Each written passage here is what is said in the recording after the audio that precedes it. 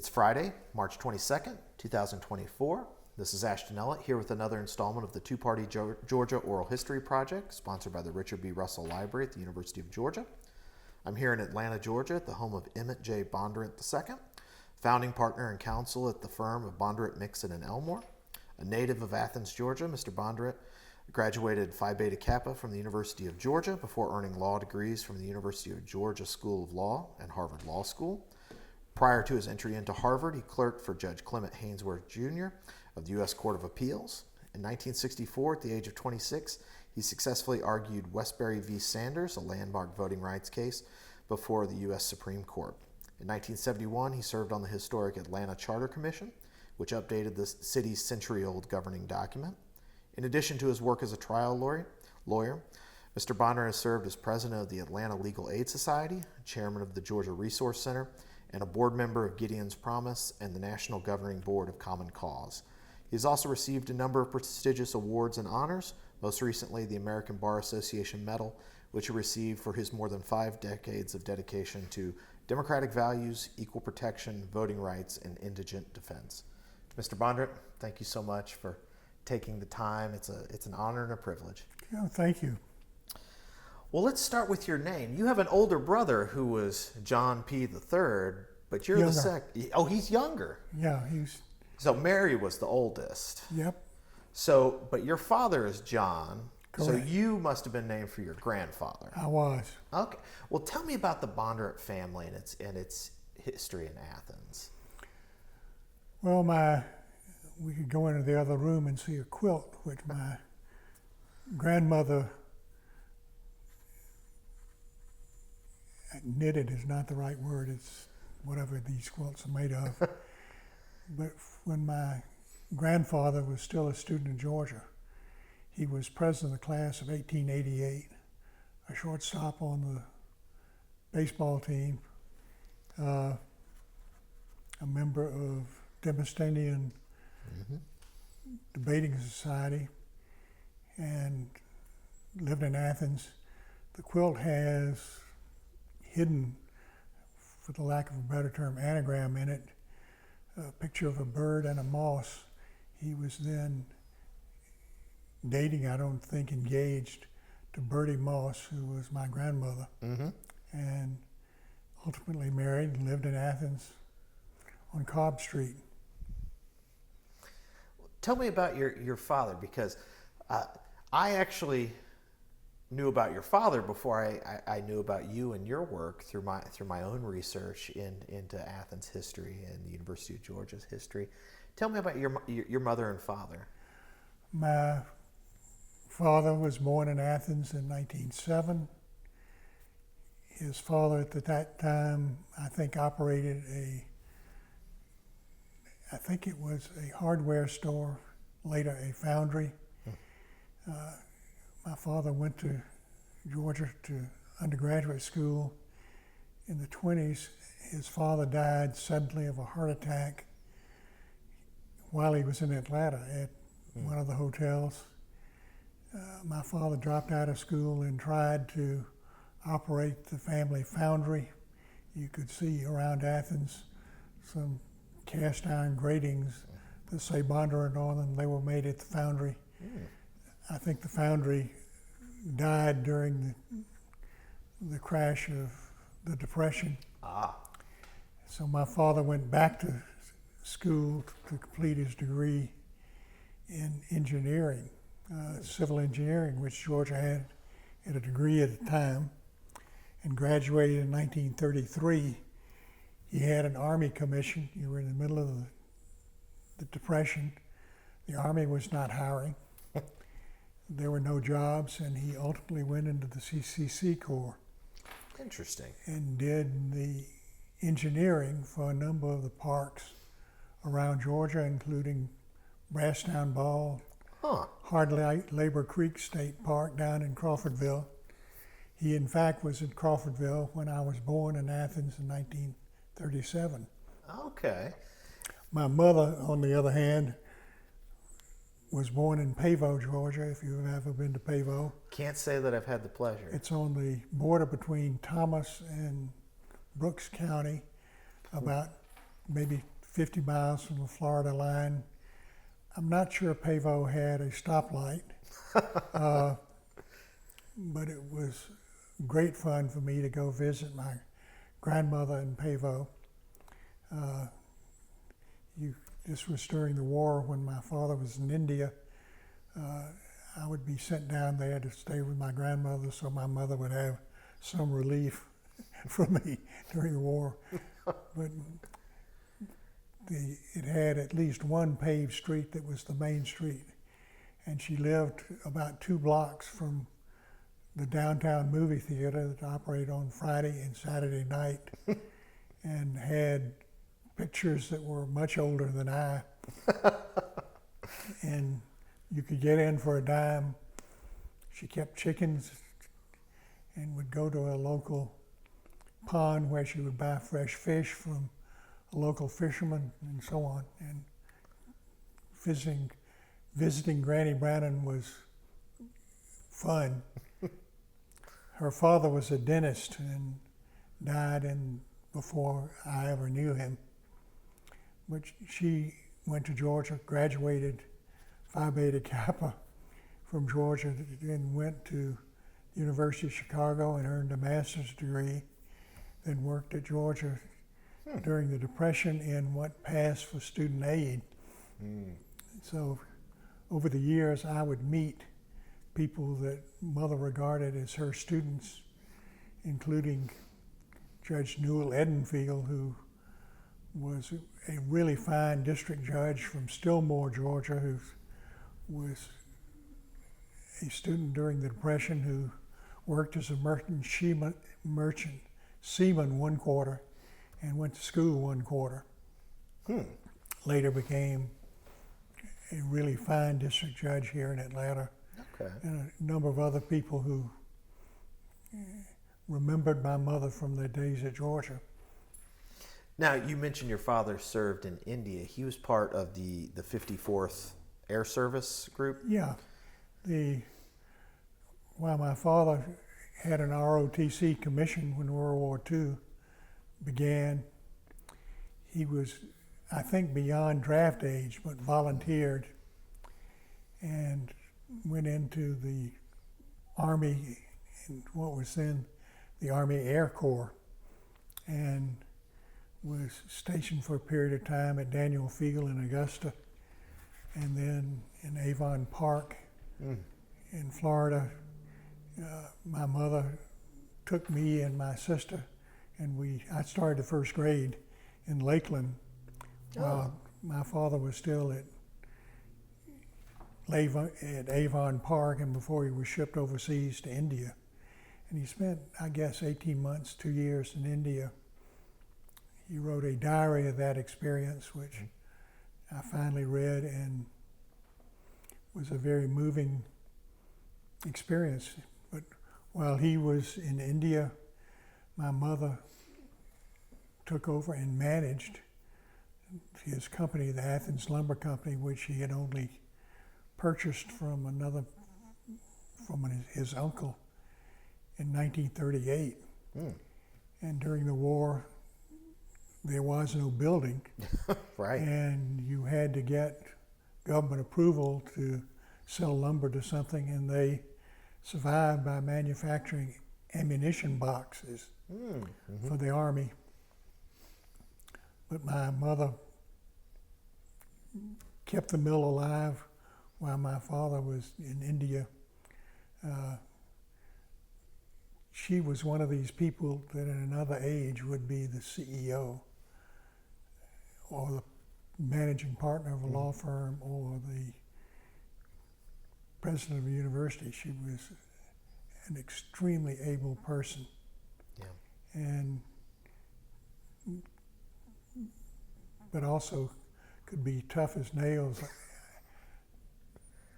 I'm not sure I remember, but I know there's a family story that during the war, they made a typographical error and paid a rough sawmill owner a check for $10,000. Should have been $1,000. And she loaded me in the car at age 4 or 5. He lived way out in the country. carried my father's .45 automatic and went out to exchange checks. I don't think she ever had any problem, but there was no doubt that she was going to receive the check. By hook or by crook. And as the war happened, during the war, that she brought work home and was carrying a typewriter in through the kitchen on the linoleum floor and slipped and fell and broke her leg. Oh. So here she had this bratty kid, me, my older sister who was 70 years old, who was, I'm sure, a handful, and survived the war. Sounds like your father may have had a calmer time than in India. Well, he was with an air service group in northeast India, nearly on the what is now Bangladesh, I assume. Mm-hmm. That was servicing aircraft that were both combat aircraft into Burma, but cargo aircraft carrying gasoline Right. over the hump into China. And a lot of those planes were lost. Mm-hmm. So you said you started school in Lakeland, but you would have moved back to Athens. Were you a Chase Street student? Yeah. All right. My wife is taught at Chase. Well, it's not Chase Street Elementary anymore. They just changed the name to honor the first African American faculty member. So it's Johnny Leigh Burks Elementary now. She's my daughter's a Chase Street. It's Tree Frogs now, but she's a Chase Street kid. So you would have went to Chase Street and then Athens High. Yeah. Well, and then there was the junior high, which was 2 years, and then Right. Athens High at the old building, which was still on Prince. Oh, okay. I didn't Prince know and that. Hill, Okay. and then into the new building, which is on Millage. Mm-hmm. Where it's still is. Of course, it's much bigger these days. Yeah, but where we lived on Waverly Court, I could walk to school at Chase Street. Right. And cutting through Ms. Forbes' house was a shortcut, and Athens High was also a walk. Right. I left Athens High. I never got a high school diploma. What? The Korean War was going on. It was very likely, or at least some probability, that I would be drafted when I hit 18.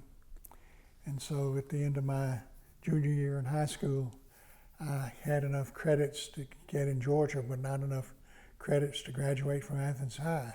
Seems like an oversight on So I started Georgia a year early in the fall of 1954, but by then there was an armistice in Korea, but you didn't know how long the armistice would last.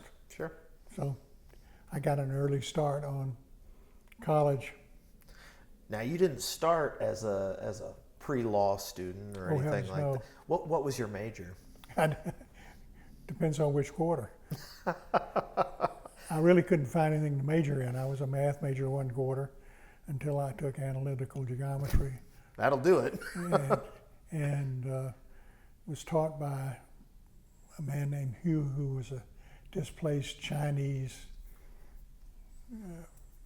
of Chinese extraction, whose English was a little better than his English was intelligible, but not much. And I quickly learned that there were a lot of people smarter than I in mathematics. So I could not find anything to major in and changed majors with some regularity until somebody on the faculty said, "What are you doing, major jumping or something?" But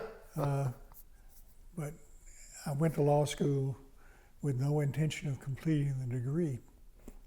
Okay. One of my college fraternity brothers was a guy named Yach Stoltz, his younger brother was Hal Stoltz, who was an All-American swimmer at Georgia.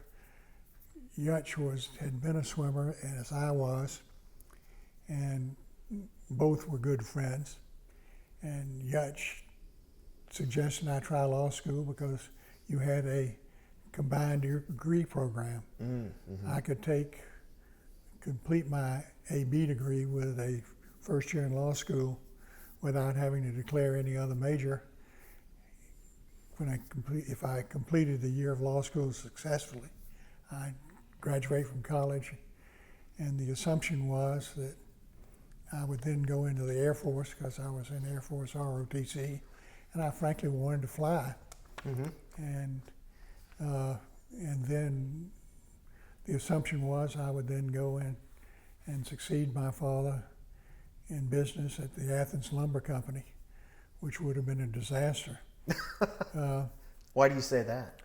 Well, the Athens Lumber Company was a relic of a time that no longer existed. This is before Home Depot and Lowe's. Sure. But it would have been crushed like a bug by the more modern retailers. It was lumber and building materials, but also did architectural millwork. But the machinery was, at that time, 50 and 60 years old, but had not evolved. You had planers that were made in 1910 or something, ran off steam boiler and pulleys and all those things. They did architectural millwork and did some wonderfully crafted work, including, I can recall, a stairwell for a home of some wealthy person in North Carolina that was really, literally built in pieces so you could put it together like a puzzle in the mill and then take it apart and then reassemble it up in the job site. Really good work. Sure, But sure. in the beginning, in the 60s, 70s, and 80s, only the extremely wealthy could afford custom millwork. Sure. But I worked there during the summers beginning at age 13. Among other things, delivered the doors for Reed Hall. Oh, okay. And so I weighed about 130 pounds and carrying those solid core doors up 3 floors during the construction at Reed Hall. So what was it about the study of law or law school that convinced you that was something you wanted to pursue rather than a means to an end of getting an undergraduate degree? Well, at the time I went to the Georgia Law School, it is not an overstatement to say that it was mediocre. We were in the South, we were segregated, there were no women in my class.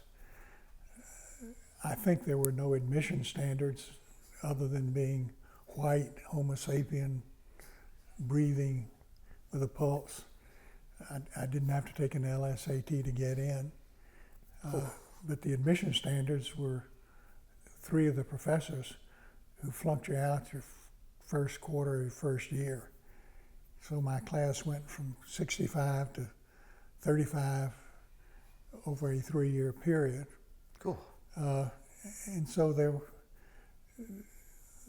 dean was a man named Alton Hush, who was from a wealthy family up in Gainesville.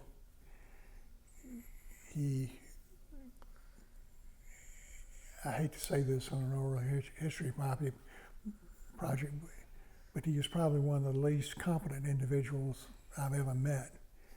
He was an old maid. He was more concerned with the zoysia grass behind the law school building than he was, for example, having a law review. They didn't have a law review. He taught first-year contracts and had absolutely no empathy for students. There was a student from Tifton whose family were farmers who was in a class behind me, and this is from the student himself, that at one point Hush called him in and told him, boy, you ought to go back and work on the farm. You don't belong in law school and so on. The guy graduated probably second or third in his class and went on to have a very successful career in South Georgia, but Hush was not a person to lead a law school into the 19th century, much less the 20th. But on the other hand, there were people in my class who were very able and some very good professors. I later, as you know, spent a year in the graduate program at Harvard. And I think my view was very similar to that of other American graduate students there, was that Harvard was not nearly what it thought it was or what we thought it was, and that there were people in our classes who could have competed easily at the Harvard Law School and so forth, that there was a lot of sizzle but not nearly as much steak. On the other hand, Harvard had some wonderful professors who were Paul Freund, who taught constitutional law, was the leading constitutional scholar of the day in my view, and was a very kind and gentle person. Henry Hart, who taught federal courts, was an authority on federal courts and procedure. He taught a course on federal courts that was colloquially known as Darkness at Noon. He was a brilliant person, but a very inarticulate professor. I've had some of those. But a good mind. He and Herbert Wechsler at Columbia wrote a case book on the federal courts, which I kept in my law office for 50 years and referred to. It was the best case book I ever saw in law school. Its footnotes were things I would regularly look at in researching something. So it was an enriching experience. I'd never been to school outside the South and was glad to have that opportunity. Well, tell me, what was it about that? Well, actually, let's talk about your clerkship with Judge Haynesworth. How did that come about? And then tell me your experience of getting to know and to work with Judge Haynesworth. Let me go back a step. Yeah. At law school, I told you I went to law school with no intention of completing the degree. Right. Well, things intervened. The Air Force kept breaking the contract. When I began, flight school was a 2-year commitment. It became a 3-year commitment, then became a 5-year commitment. And they would not defer me to finish law school.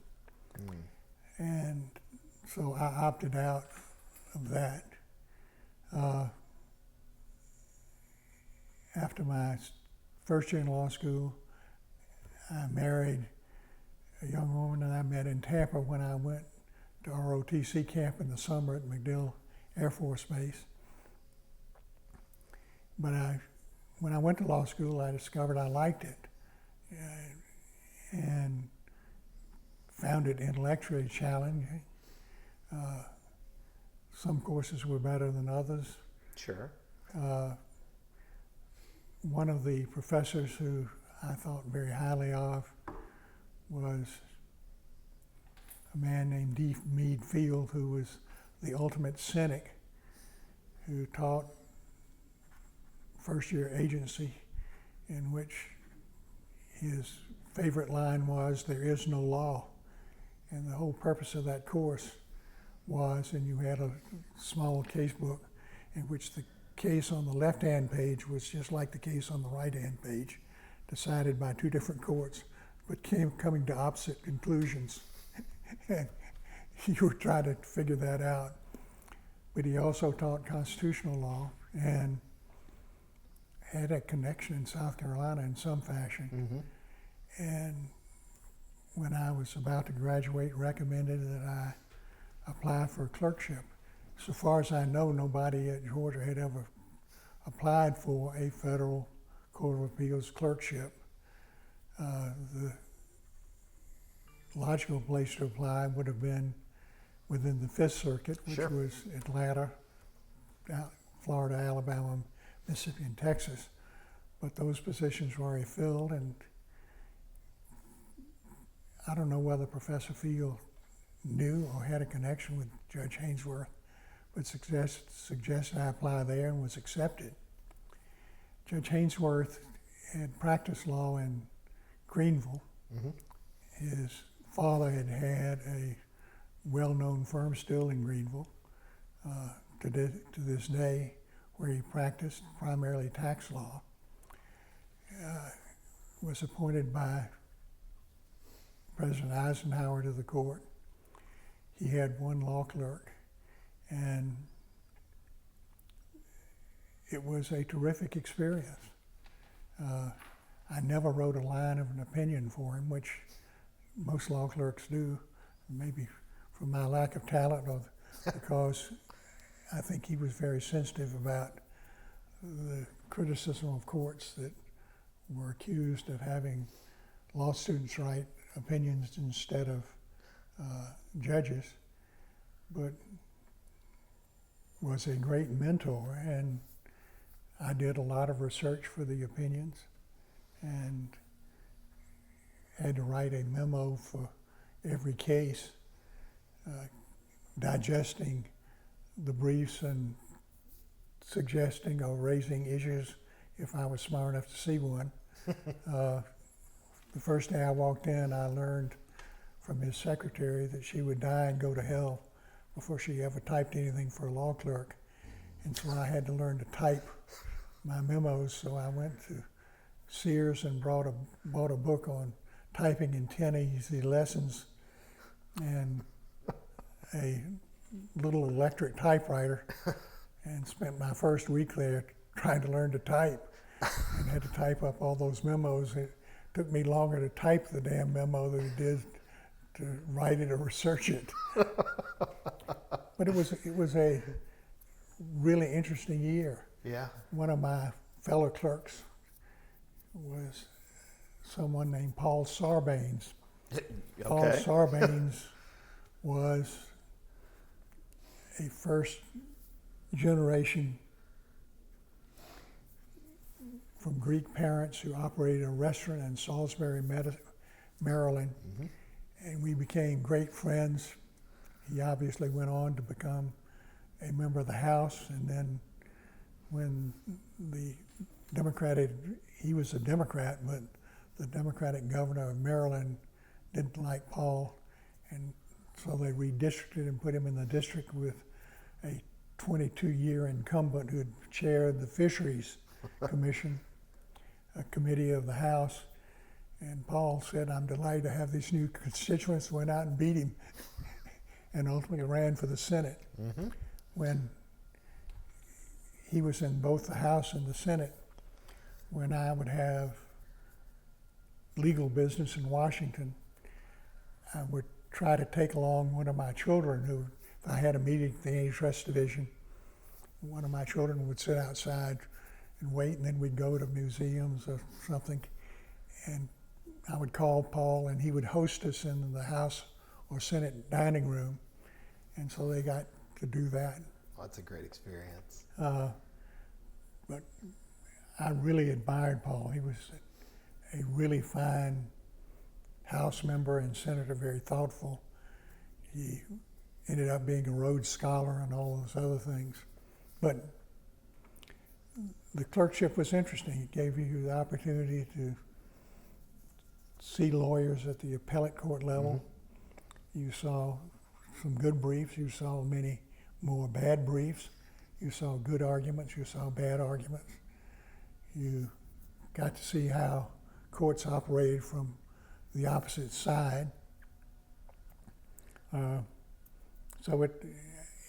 I was glad I spent the year doing it, and it really, at Judge Hainsworth's suggestion, I applied for and received the fellowship at Harvard, which paid the cost of the tuition, which was then minimal. Right.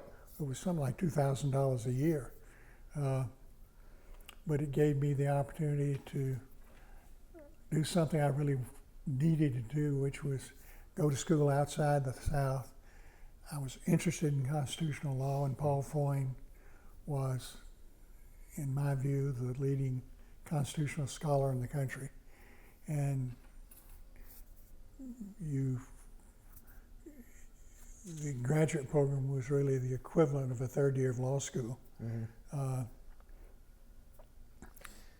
Well, this would be skipping ahead a bit, and we'll obviously come back. But what was your reaction when President Nixon appointed Judge Hainsworth to the Supreme Court, which obviously never came to fruition? What was your take as somebody who was very, especially progressive for the time? Your take on Judge I admired Hainsworth. Hainsworth was a very thoughtful, competent judge. He had a speech impediment, a stutter, even into his adulthood, that Biden overcame largely, but not completely. But he was a very thoughtful, very, in my view, very middle of the road person.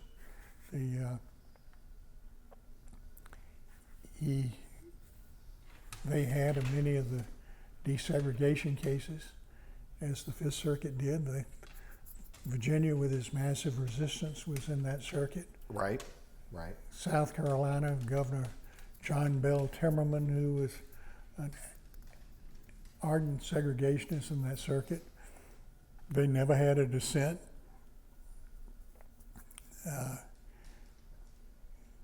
I thought Hainsworth would have been an excellent addition to the court. He was defeated by a coalition of Labor and the NAACP. Labor held against him a case that was decided while I was there, which involved a strike by workers who showed up at I forgot what kind of plant it was, some morning when the heat was off, and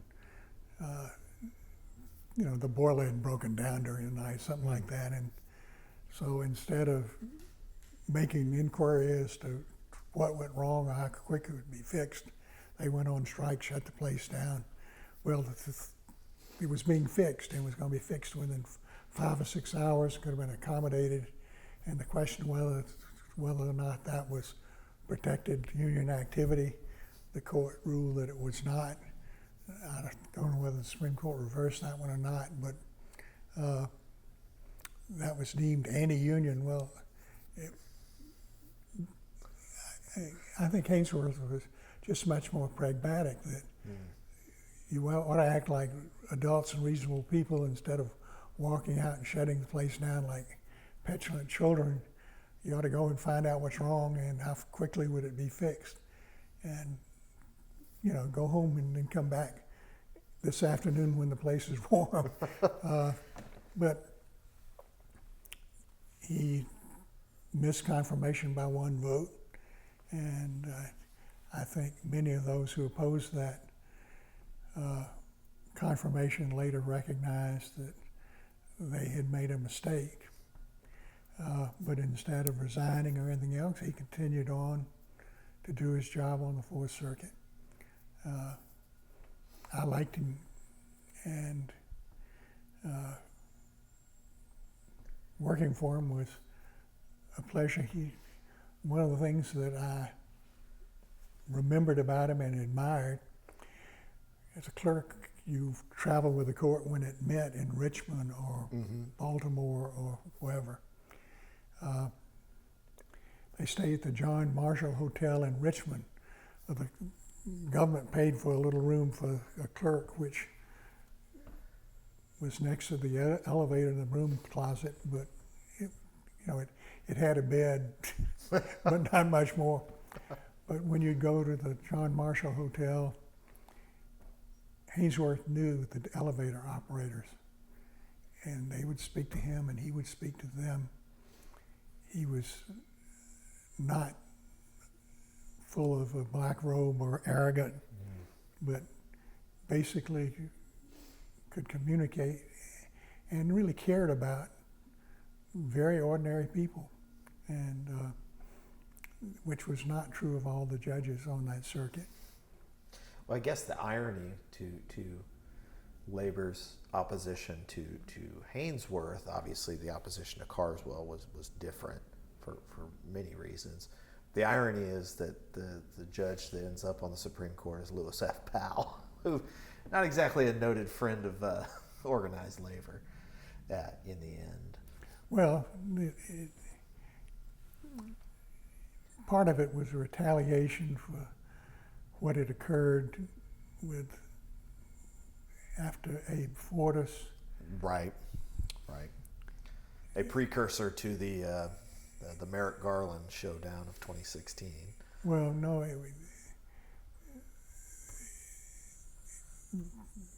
it became more political than it should have been in a retaliatory sense. The NAACP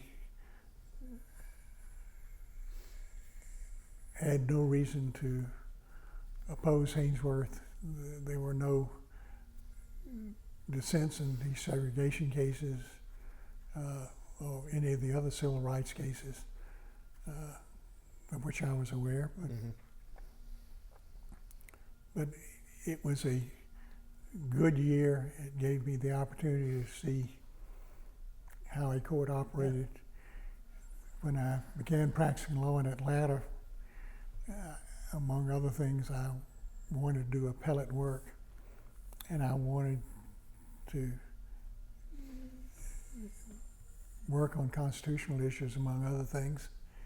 And so through Hainsworth, I told them I'd volunteer for court-appointed appellate criminal cases, and got appointed in 3 cases involving inmates of the federal penitentiary in Atlanta, and they appointed me because I was in Atlanta.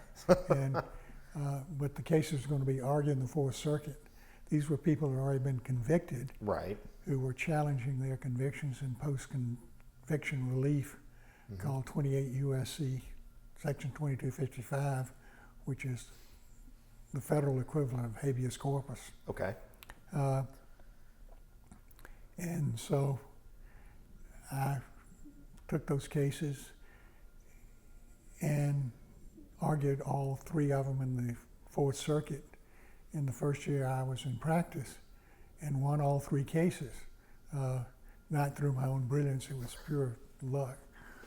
But it gave me the opportunity to fly to Richmond and write my own brief, not have it written for me or directed by a more senior partner, and argue the case and get questions from judges that were not always friendly, but they were kind to me, but it sometimes had a sense of humor. In one of the cases, Hainsworth was, I think, not on the panel of that case, but one of the North Carolina judges asked me a question that invited me to stick my foot in it. The lawyer for the criminal defendant in the lower court had been a member of the North Carolina legislature. And I forgot what the legal issue was, but the district judge, in denying relief below, had pointed out that Mr. So-and-so was a member of the North Carolina legislature and a wonderful lawyer and all that kind of stuff. And this particular judge, who I did not know, had also been a member of the North Carolina legislature. Said, Mr. Bondurant, I see that Judge so-and-so put great emphasis on the fact that Mr. X had been a member of the Georgia legislature. What do you have to say about that? And, it, it invites an acerbic reply. And instead shows angels take care of idiots. I said, if he had said he was a member of the Georgia legislature, I would have an opinion on that. But since he's talking about the North Carolina legislature, I really don't think I can comment. Anyway, I sat down, U.S. Attorney got up, and the first thing out of the judge's mouth was, Mr. So-and-so, you and I have both been members of the North Carolina legislature. And you know that doesn't mean anything, does it? and there was a lawyer I'd never met sitting behind me, waiting in the on-deck circle for the case. And he leans over and whispers in my ear, now you know. Well, were you already working at Kilpatrick Cody? No, What was that timeline? What did that look like? I graduated from law school in 1960. Okay. Kilpatrick was one of two firms that interviewed at the Georgia Law School, only two. And I had a summer clerkship with them between 1960 and beginning my clerkship with Judge Hainsworth in the fall of 1960. And so I worked there for the summer in 1960. Okay. When I completed my clerkship with Hainsworth in August of 1961, I bundled my family up and pulled a trailer with our few belongings up to Cambridge. My wife was then 9.5 months pregnant and flew up and met us there. And the baby came on Friday or Saturday, and I started graduate school on Monday. Oh. But there was no commitment from the Kilpatrick firm to hire me, and I was interviewed by other firms while I was at Harvard. But I liked the Kilpatrick firm. It was, in my view, Atlanta's best law firm. It was not large. At the time, it was one of Atlanta's largest law firms, but it had, I don't know whether I was lawyer number 16 or number 20 there, but really able people and first class practice of major corporate clients, banks. Mm-hmm. It was an old line, well-established Atlanta law firm. It was a sweatshop. That's a hard turn. You were there to practice law. And I would be in the office at 8 in the morning, if not earlier. And you generally worked till 7:30 at night, and maybe later. The work on Saturday was not mandatory. It was perfectly obvious that it was expected. And Buster Kilpatrick, who was the senior partner, was in the office on Saturday mornings, and whether he formally took roll or not, it was pretty damn clear he knew who was there. The optional open gym of the legal profession. So he worked on most Saturdays, unless there was a Georgia game, at which point, if you could work till about 11:30 or 12, I could be in Athens by 1 o'clock when the game started and go to the Georgia games. And Buster Kilpatrick was the most competitive person I'd ever met. And it's probably still true. He had been a quarterback on the Georgia football team in the 20s. Okay. Jelly Rogers, Cody Rogers, McClatchy, and Regenstein had been a guard on the same team. Welbin Cody had graduated from Georgia in the early teens, was a great third baseman at Georgia. The Chicago White Sox tried to recruit him, but instead he went into practice of law. Both Gus Cleveland and Harry Baxter, who were partners at that firm, had been at Georgia in the 30s. Both had played football at Georgia, were excellent people. Barry Phillips had been a guard on the Wally Butts team and thought Butts was a good guy. Kilpatrick had formed the Georgia Athletic Association in the 30s. The senior partner at the firm when he joined it, and Jelly Rogers joined it in the 30s, was Harold Hirsch. If you go to the Georgia Law School and see the old building, it's Harold Hirsch Hall. Hirsch raised the money for it during the Depression. He was general counsel of the Coca-Cola Company until the mid-30s, when it became inappropriate for a corporation who wanted to do business in Germany to have a Jewish general counsel. So that's when what was then Hirsch Smith and Kilpatrick ceased to represent the Coca-Cola Company, and King and Spalding succeeded them. But these were really excellent people. Louis Regenstein, who graduated from Harvard in the 20s, was probably one of the most brilliant people you'd ever meet. As a young associate, when you began at Kilpatrick, you didn't have an office. Your office was known as the mole hole. It was a common office in which all the new recruits for that year were with little knee-hole desks, no windows, facing walls next to the library, where you worked in this common office space. And while that would not be acceptable today in recruiting associates, it was really a good experience because you bonded with the other people in the mole hole. You quickly learned who could do it and who couldn't. When we were all overloaded with a lot of research and a lot of things, and if someone was overloaded and needed help, one of the other associates would volunteer to step in and help complete an assignment or do something for them.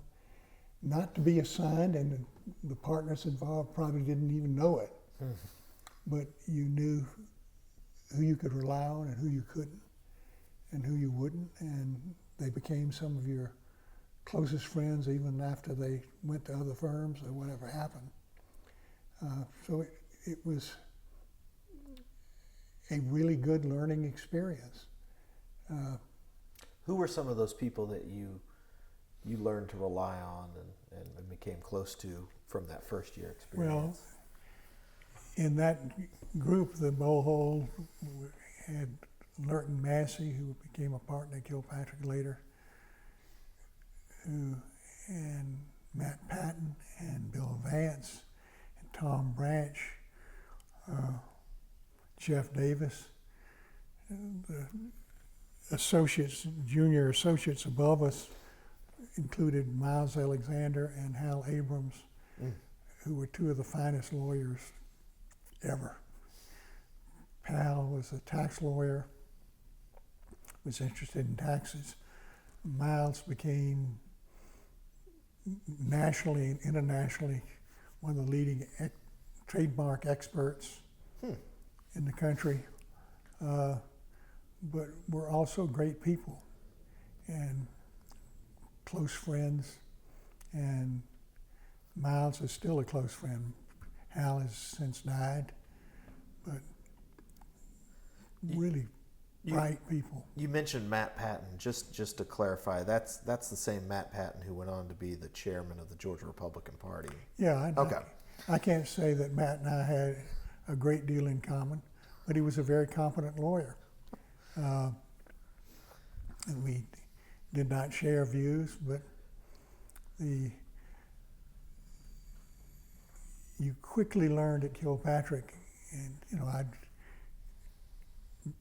graduated first in my class at Georgia. I'd gotten the clerkship with Judge Hainsworth. I'd gone to graduate school at Harvard, in which I did about the same thing academically that I'd done at Georgia. I thought I was pretty smart until I got to Kilpatrick. And you realize that this was a much faster pitch league than you, and you weren't nearly as smart as you thought you were.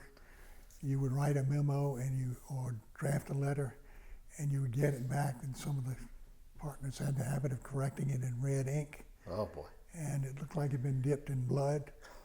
And Barry Phillips, who was a securities lawyer, really able guy, would say to the associates, to become a great lawyer, you first got to become a great drudge. And it was said behind his back, but never to his face, that he had mastered the first stage. But in fact, there was a lot of truth to it. There was a lot of grunt work, that reading securities documents, proofreading for typographical errors, Right. which I did with my wife at night. And the standards were very high and very, very demanding. But at the same time, I had other interests. Well, that's a good segue into how did you get interested in apportionment cases and legislative apportionment? Did that come from your work on the Toombs-Fortson case, or did it predate? Oh, it predates it. Okay, well, tell me about that. Well, I grew up in Georgia Say no more. in the 50s and 60s. When I graduated from law school, Georgia still had the Georgia County unit system. Right. And the legislature itself was terribly malapportioned, as were congressional districts. The degree of malapportionment was beyond belief. For example, in the Georgia House of Representatives, Fulton County, Georgia's most populous, I still know the statistics, in 1960 had a population of 556,000 people. It had 3 members of the Georgia House of Representatives. Eccles County on the Georgia-Florida line had a population of 1,876 people in 1960. It had 1 member of the House. In the election of a governor, Eccles County had twice as many county unit votes as it had House members, 2. Fulton County had twice as many as it had House members, 6. So 1,876 population, that's not voting. Not even voters. And Eccles was one of the southwest Georgia counties that, I don't know it for a fact, but I expect the number of black citizens who were registered or allowed to vote in Eccles County in 1960 would be between 0 and -0. And It's not funny, but so I became interested in constitutional law at Georgia in Field's class. I clerked in the Fourth Circuit, which, you had the segregation cases a little bit, but not a lot of other constitutional issues. But I wanted to challenge the constitutionality of the county unit system. That had been attempted 3 times before I went to law school, 1950, 1952, and 1957, all by Morris Abram, who was a well-known Atlanta lawyer, ultimately became president of Brandeis University, always rejected by the Supreme Court based on what was called the political question doctrine, that courts were sort of above the political fray and could not be involved in the political thickets, that would undermine the prestige of the court, and there were no legal standards to do this. And so I went to Harvard with an idea that I would take Paul Freund's course in constitutional litigation, where you wrote a paper, and my paper was going to be how to challenge the county unit system. And I spent a year between 1961 and 1962 researching this, writing what I thought was going to be the seminal paper on the subject.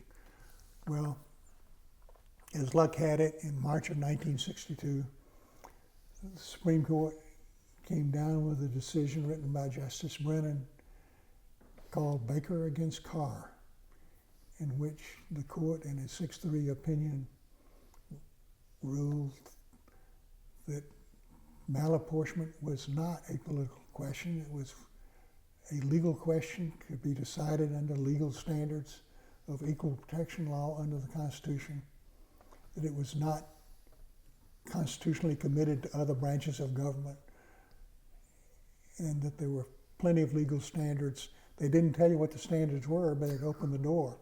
Right. Well, I was still finishing up at Harvard, and in Atlanta, 3 cases were filed. One by Morris Abrams challenged the county unit system.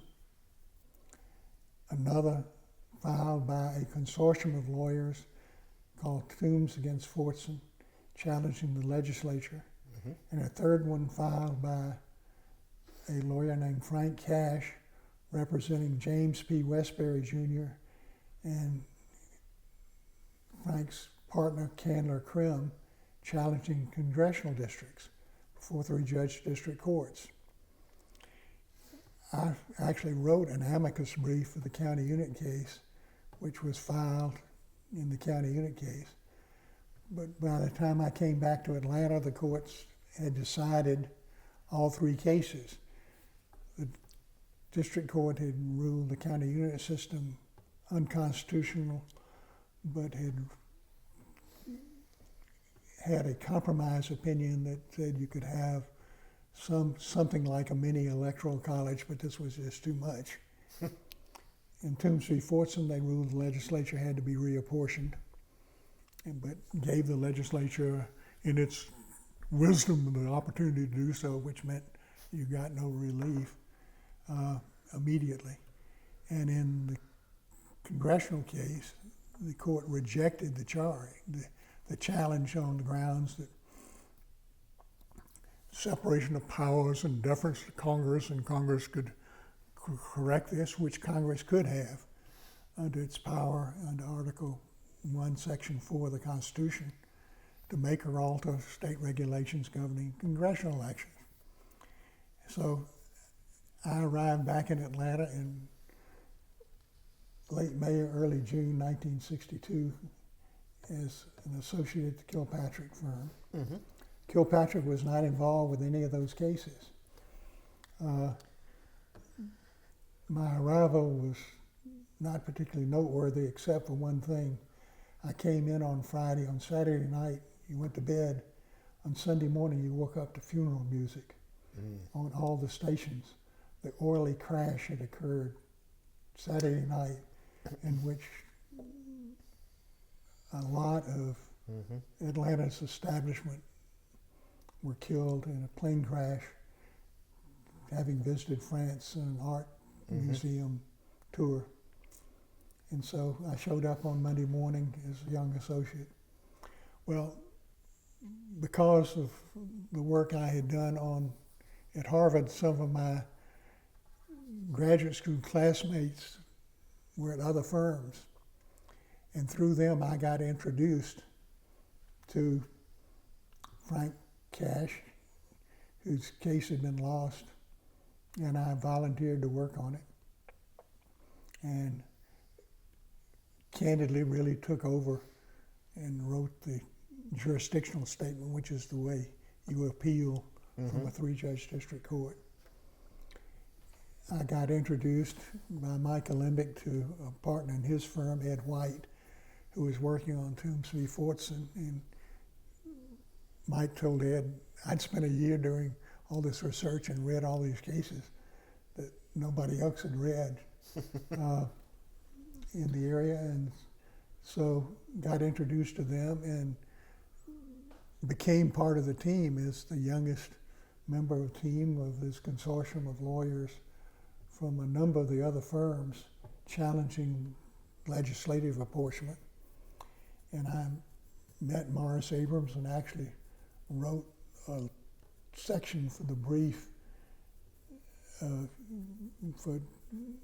had no real other role in the county unit case. But anyway, it turned out the Supreme Court took jurisdiction of the case involving Westbury v. Sanders, the congressional case. And the case was set down for argument in November of 1963, 4 days before the Kennedy assassination. The day before the argument in that case, the court had set down argument for 3 or 4 other cases involving legislative reapportionment, including the case from Alabama that became known as Reynolds v. Sims. Right. And so I was barely qualified to be admitted to the court to argue the case because I had passed the bar in the summer of 1959 while I was still in law school and admitted to practice in December of 1959. And you had to be a member of the bar for at least 3 years before you could practice in the Supreme Court. So I ended up arguing Westbury v. Sanders. Well, I went to the argument the day before in the legislative cases, and I had clerked in a court of appeals, so I knew how appellate arguments worked. The Supreme Court was just a larger court, and obviously more awesome and all this, but it's essentially the same thing. And I got to go to school on the questions from the justices in the really 4 legislative cases. Reynolds v. Sims was just one of them. There was one from New York, there was one from 2 other states. And got to argue it in the Supreme Court in November. 4 days later, Kennedy was assassinated. And then in February of 1964, down came the decision, and we had won 6-3. So I became a continuing member of the team in Toombs v. Fortson, and was responsible for a lot of the briefs, and there were obviously senior lawyers who read the stuff, but when it came to finding the cases and putting pen to paper, I was it. I was the grunt at the bottom of the totem pole, but I was glad to be that because this was something I really cared about, and I read every case coming out in that area. There was a lot of litigation going all over the country, and you then didn't have Lexis and Westlaw, so Right. you could do this electronically. So I worked out an arrangement with B&A, the Bureau of National Affairs, that published legal publications. They published something called U.S. Law Week, which would give you summaries of cases as they came out around the country, but they'd be, obviously 3 or 4 months behind. They would send me mimeographed copies of these district court opinions as they came around the country. They were all on legal paper that was 18 inches long, whatever it was. And I'd read those and so keep up to date. But it was something I cared about. And an important side of this story is the Kilpatrick firm. This was not a paying case. They were a sweatshop. They allowed me to work on those cases free in my spare time, such as it was, which meant nights and weekends, which is what I wanted to do. I would not have been allowed that freedom at any other law firm in the state. And, you know, there were clearly people who were benefited by the malapportionment, who had political influence by it. There were commercial clients who were perfectly happy to have a rural-dominated legislature that were not interested in business regulation or taxes or things like that. But I was given the freedom to work on those, and I was given the freedom later to take on other pro bono cases that would have been very controversial, alienating firm clients without a peep. I took on a loyalty oath case for university professors in 1964. And this is Georgia 1964. It's hard to believe what the climate was, but I was a member of the first board of ACLU, and a professor at Tech, John Johnston, came to ACLU and wanted to challenge the constitutionality of Georgia's statutory loyalty oaths that every state employee, including members of the university system faculty, had to sign. One loyalty oath came from the communist scare of the 30s. Right. That's It right. said, you swore to uphold the high principles of Americanism and the fundamental principles of patriotism, whatever the hell that meant. The second oath was an oath that came out of the Federal McCarran Act. Right, so 47, 46, Roughly. 47, yeah. Which had been held unconstitutional by the Supreme Court of the United States 7 years earlier in a case first called Cramp v. Board of Public Instruction of Orange County, Florida. Well, being Georgia, we didn't pay attention to Hadn't trickled down to Georgia. Supreme Court cases. You know, we didn't pay attention to that. And we still required all state employees and university professors to sign those oaths. And that was the oath that required you to list all the organizations, your to aunt, swear uncle, that you weren't brother. a member of, including the Abraham Lincoln Brigade that fought on behalf of the elected government in Spain during the Spanish Civil War against the Franco forces. That was required by even the federal government to disclose whether you were a member of these organizations, and if you were, you generally got blacklisted. But anyway, John wanted to challenge him. He's a very principled guy.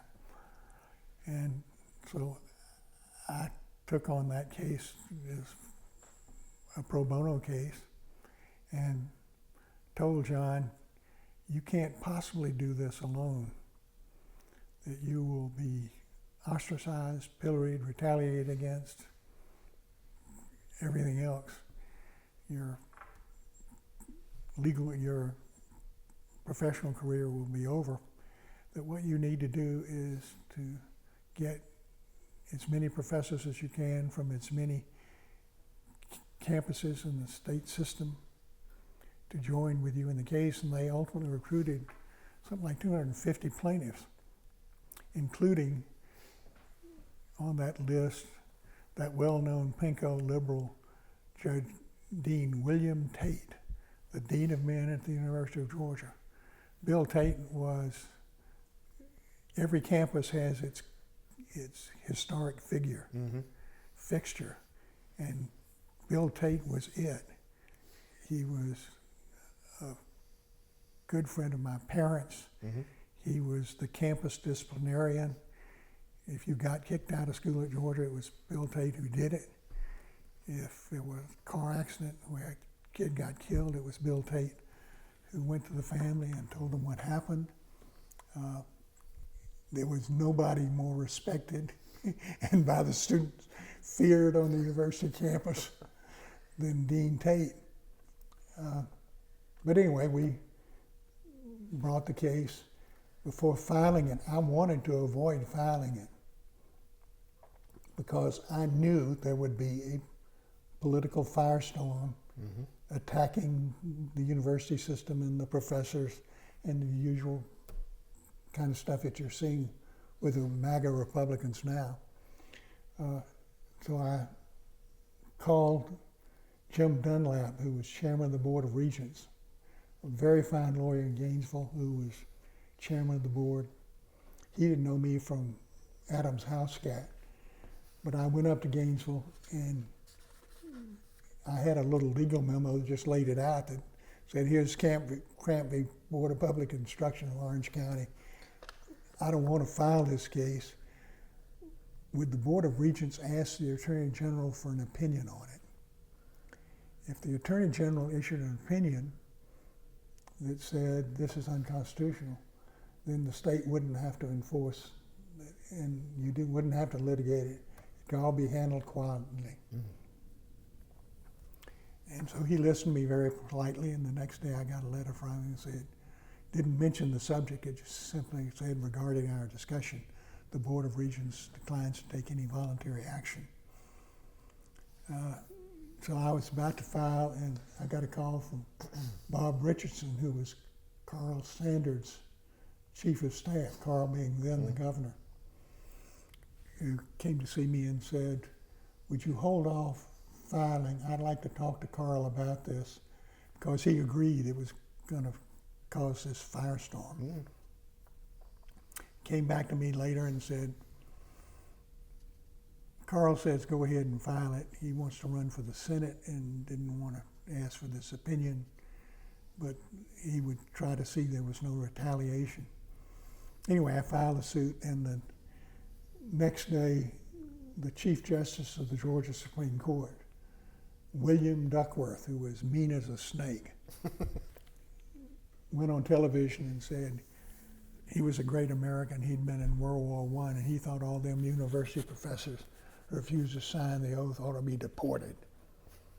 Well, that's not exactly the kind of thing that an establishment law firm wants to do, is get on the other side of the Chief Justice of the Georgia Supreme Court.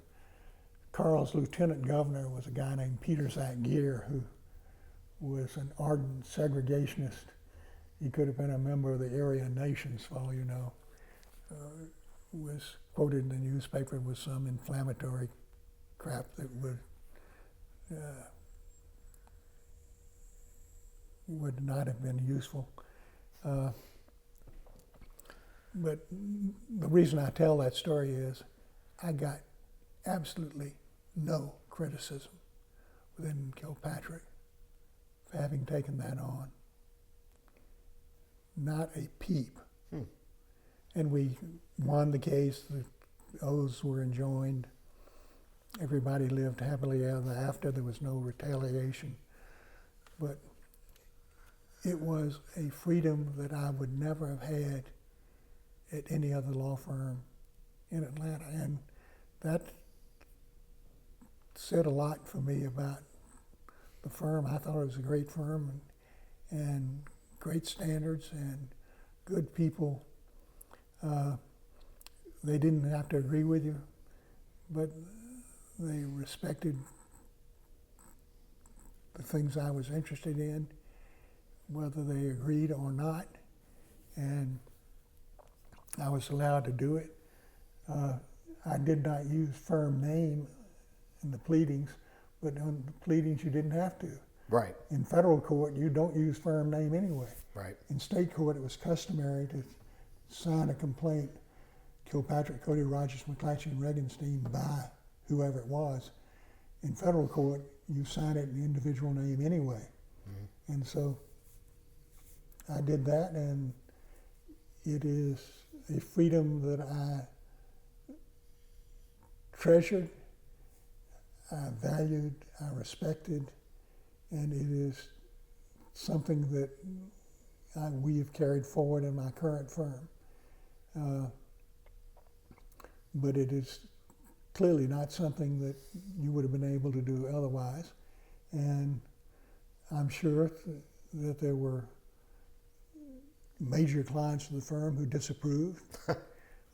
In fact, in the loyalty oath case, and I have it upstairs, my father, who had been in India in World War II, wrote a very long letter in which he expressed his hurt that I had taken on the case.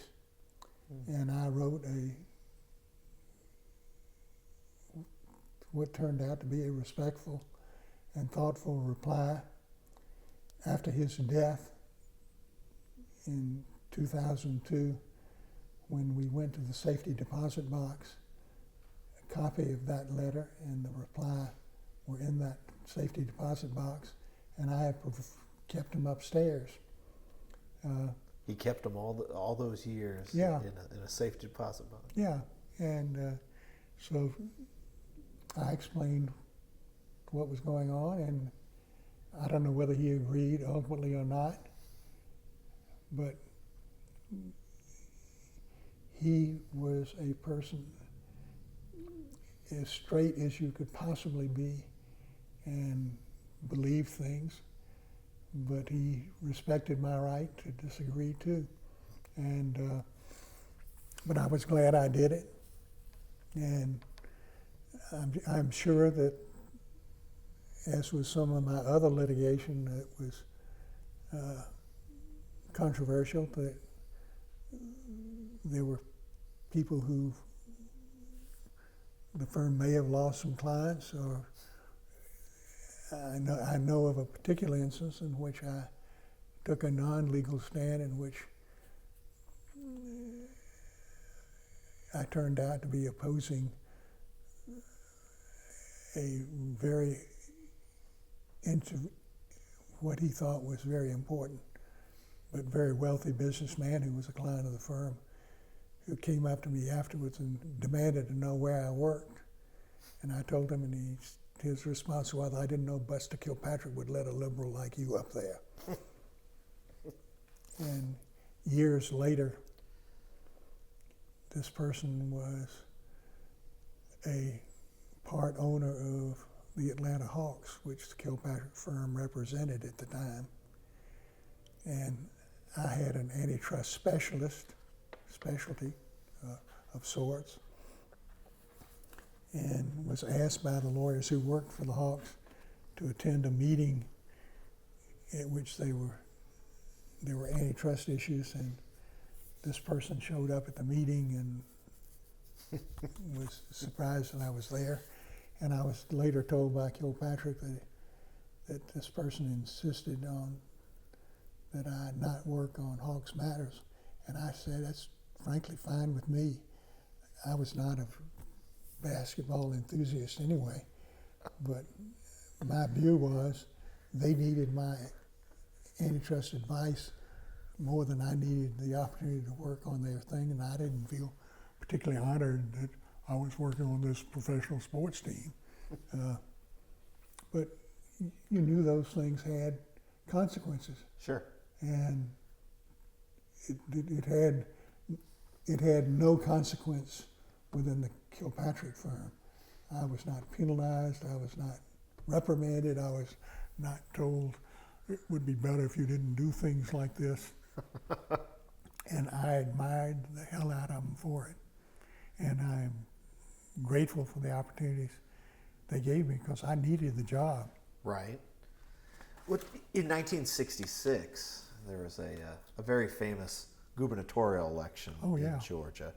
Now, did you, a bit of clarification, were you retained by the Callaway campaign, or did you represent a different group of citizens challenging the legislative selection? Neither.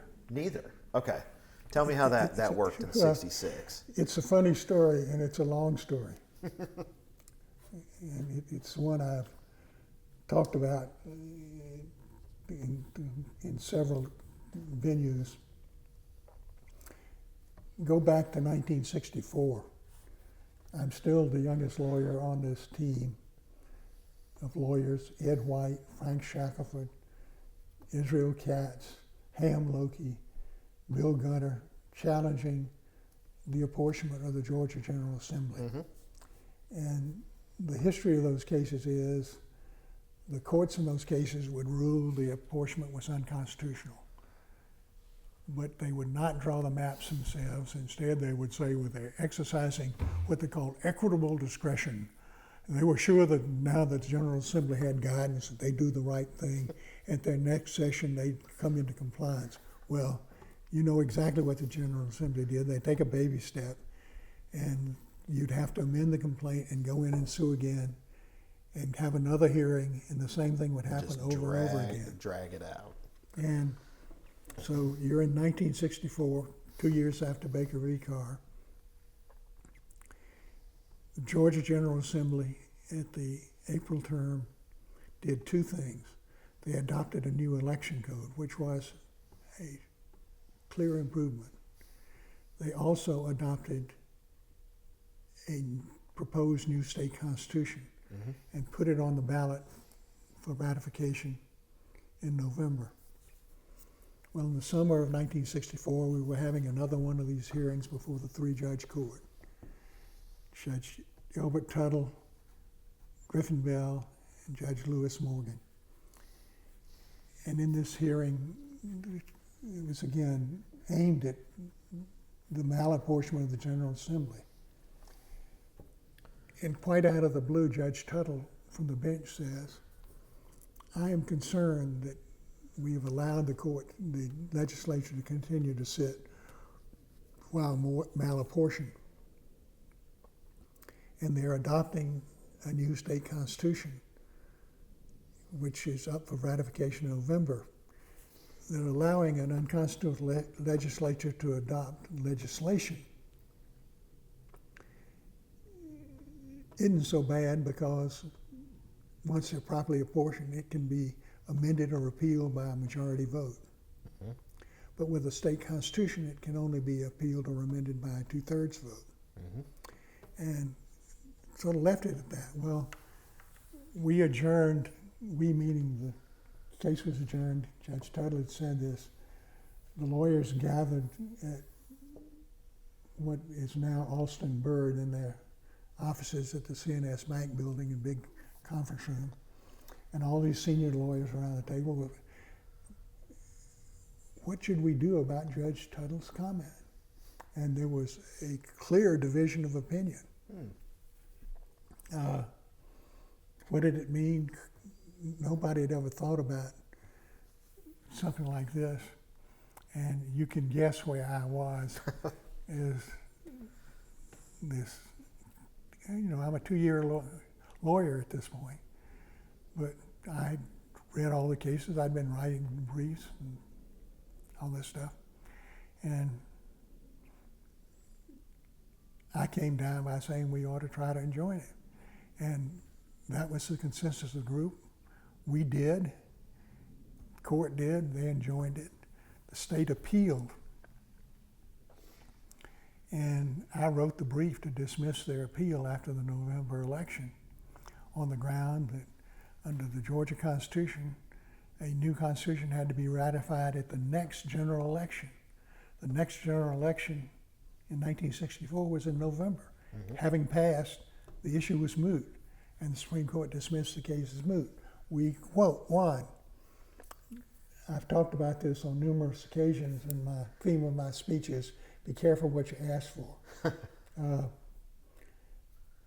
Because the new Constitution would have changed a provision of the old Constitution, which dated from 1824, that provided that in the general election, if no candidate gets a majority, the governor shall be elected by the General Assembly, sitting as a committee of the whole.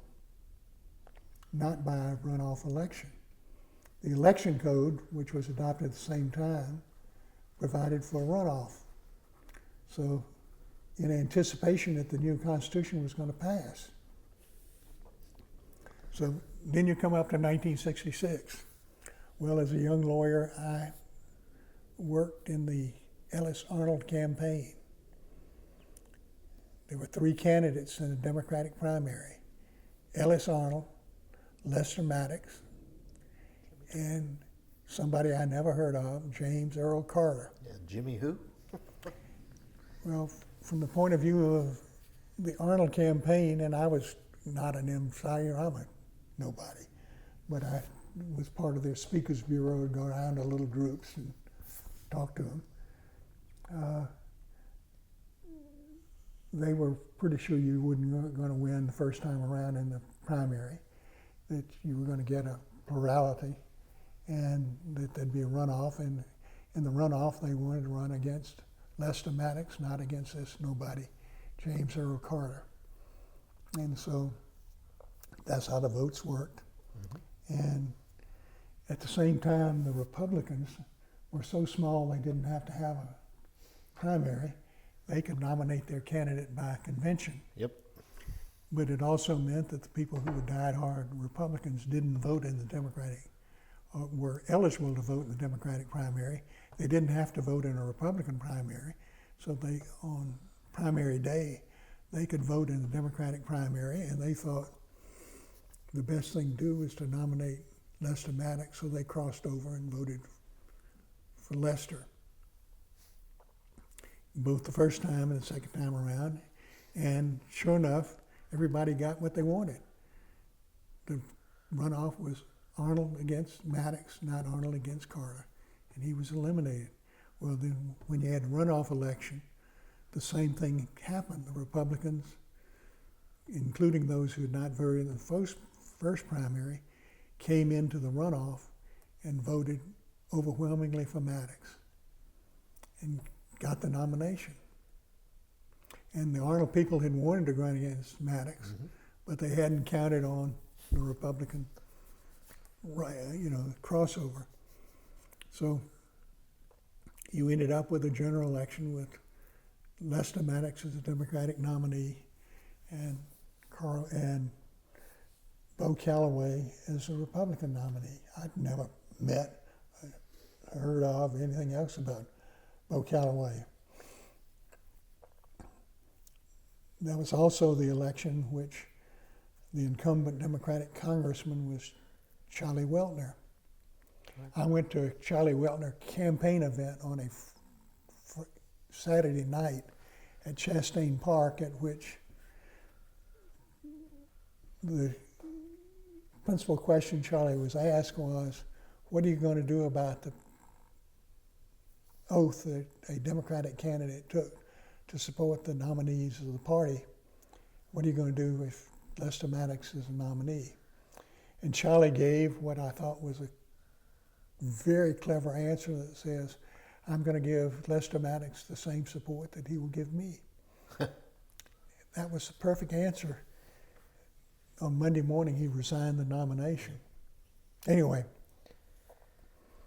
November election. I was not a part of the Arnold group that was so pissed off about the crossover vote that I would write in Arnold. Given a choice between Lester Maddox and Bo Calloway, I voted for Bo Calloway. Well, I'm sitting in my office at Kilpatrick on election day. By then I had an office. Yeah, you were out of the mall hall. An office with a window. Hey now. Which was an accomplishment. Moving up. And Buster Kilpatrick, who is not known as a political person, came to my office about 4 in the afternoon and said he had been talking to a number of the, I gather, business people around the state who were Republicans, and they were convinced that no candidate would get a majority and there'd be a runoff, at which point to go to the General Assembly, which was still malapportioned, sure, still almost all Democratic, and that Lester would be elected. and that he knew I'd done something about elections and wanted me to do something about it. And that was essentially the conversation. So I literally stayed at the firm all night, drafted a complaint.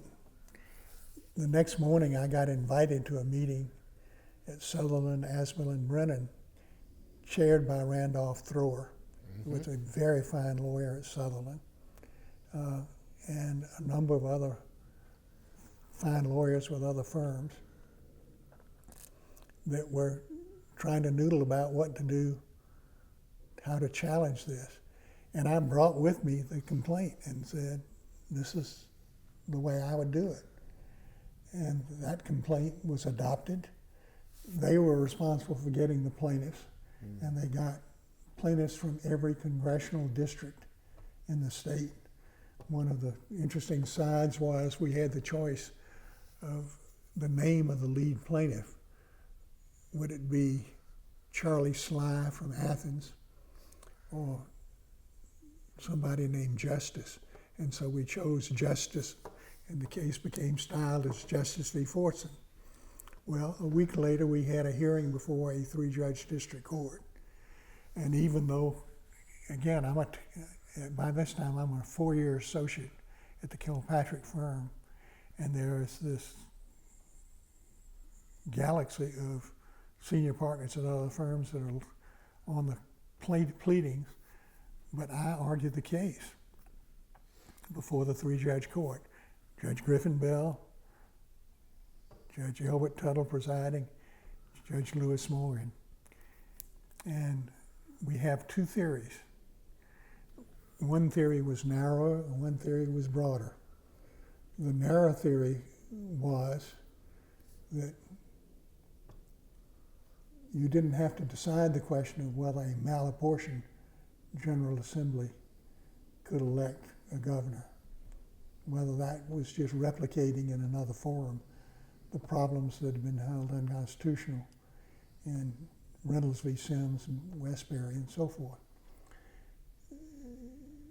This was a replication of the Electoral College, that because legislators were elected from districts, they became just like presidential electors, and that had been held unconstitutional.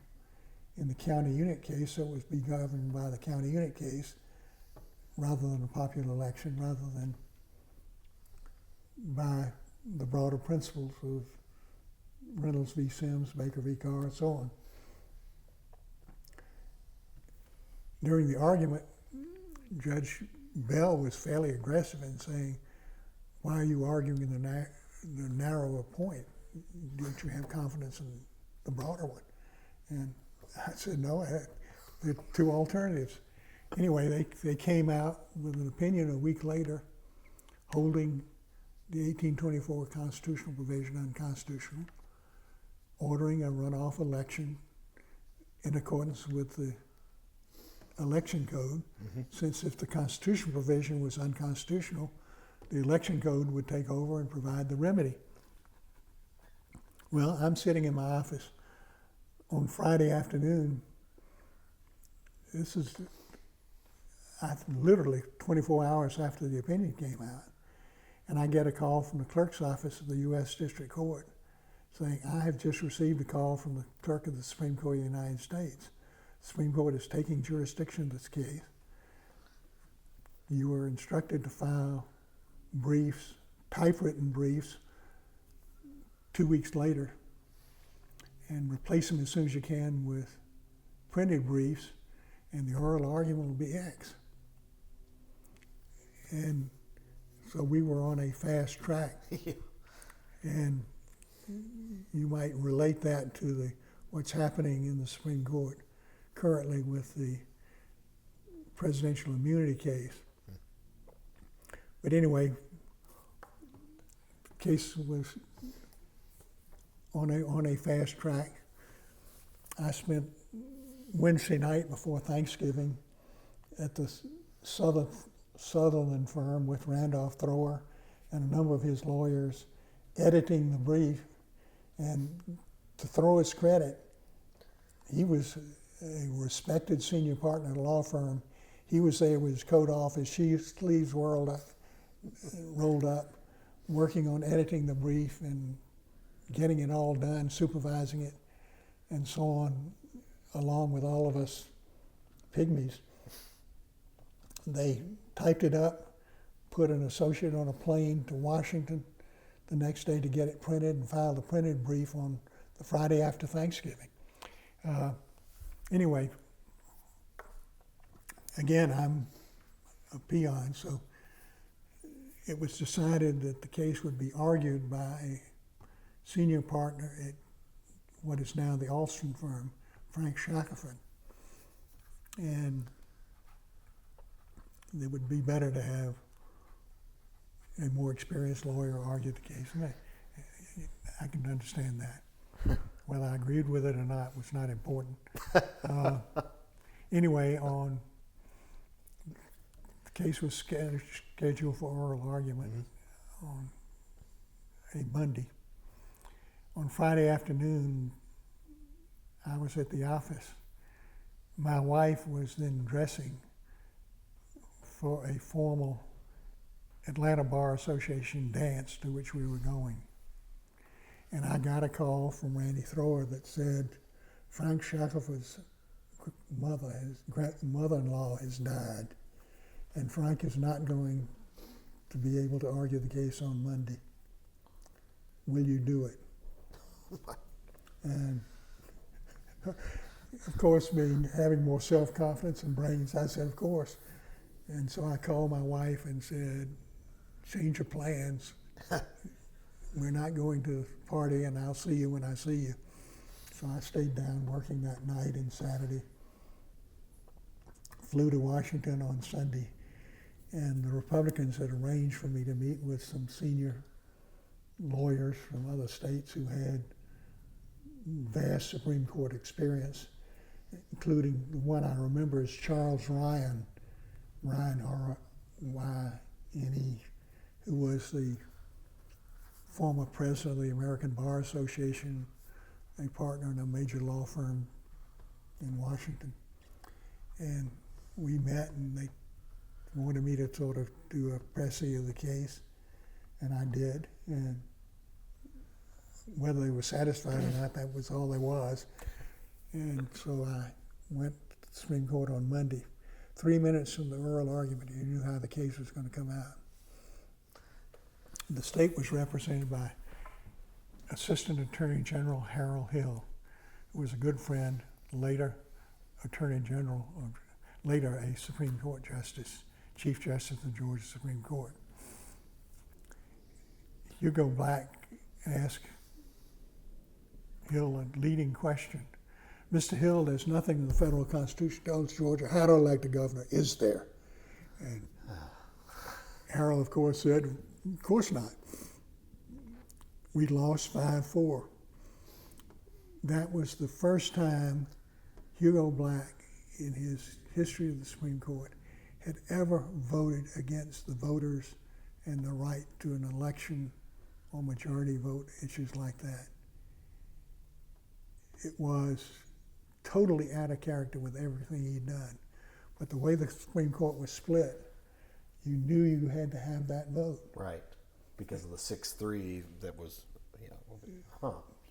And the composition of the court had changed since Westbury and Thames. And a week later, out came the opinion, a 5-4 opinion with Black in the majority, rejecting our constitutional arguments. There were 2 dissents, taken straight out of our brief, agreeing with us right down the line that this was governed by Gray v. Sanders and Reynolds v. Sims and was unconstitutional. So I tell people I'm responsible for electing Les Maddox as governor. During that whole process, I never met Bo Calloway. I never spoke to him. I've never met him to this day. And nor did he ever say thank you for the effort. But And I was asked about representing the Republican interests, and I said this was a matter of principle, and I believe in majority vote. But when I've talked to law students, historical groups about it, the theme is be careful what you ask for. In 1964, we got what we asked for. In the Democratic primary, the Republicans got what we asked for, and so did the Arnold forces. Mm-hmm. They wanted to run against Maddox. They got him. In the general election, we got it. And if we had not enjoined that Constitution in 1964, it would have been a runoff under the state constitution. But instead, we got Lester Maddox as governor. The only consolation of that is Lester Maddox, I think, was really not as much of a racist as he was a libertarian, and that he resented, more than resented, the idea that the federal government who could tell him who he could or could not serve in his Pickerick restaurant. And it was more of this libertarian streak. Nobody can tell me who I can serve in my restaurant than it was race. He appointed blacks to more high positions in state government and higher positions in state government than any governor before him, including my friend Franklin Thomas to the state personnel board. Franklin had been the director of the Butler Street YMCA in Atlanta and was a fine, fine person. But anyway, it was exciting, challenging, but we went from an election, not a complaint, an election, to a final decision in the Supreme Court of the United States in 32 days, or 36 days, I've forgotten the count, which is close to a record. I think the Steele seizure case went faster. I don't think the Pentagon Papers case went quite as fast, but it is illustrative of the Supreme Court does not have to move at a judicial glacial pace when it wants to. It can do the right thing or the wrong thing quickly instead of dragging it out.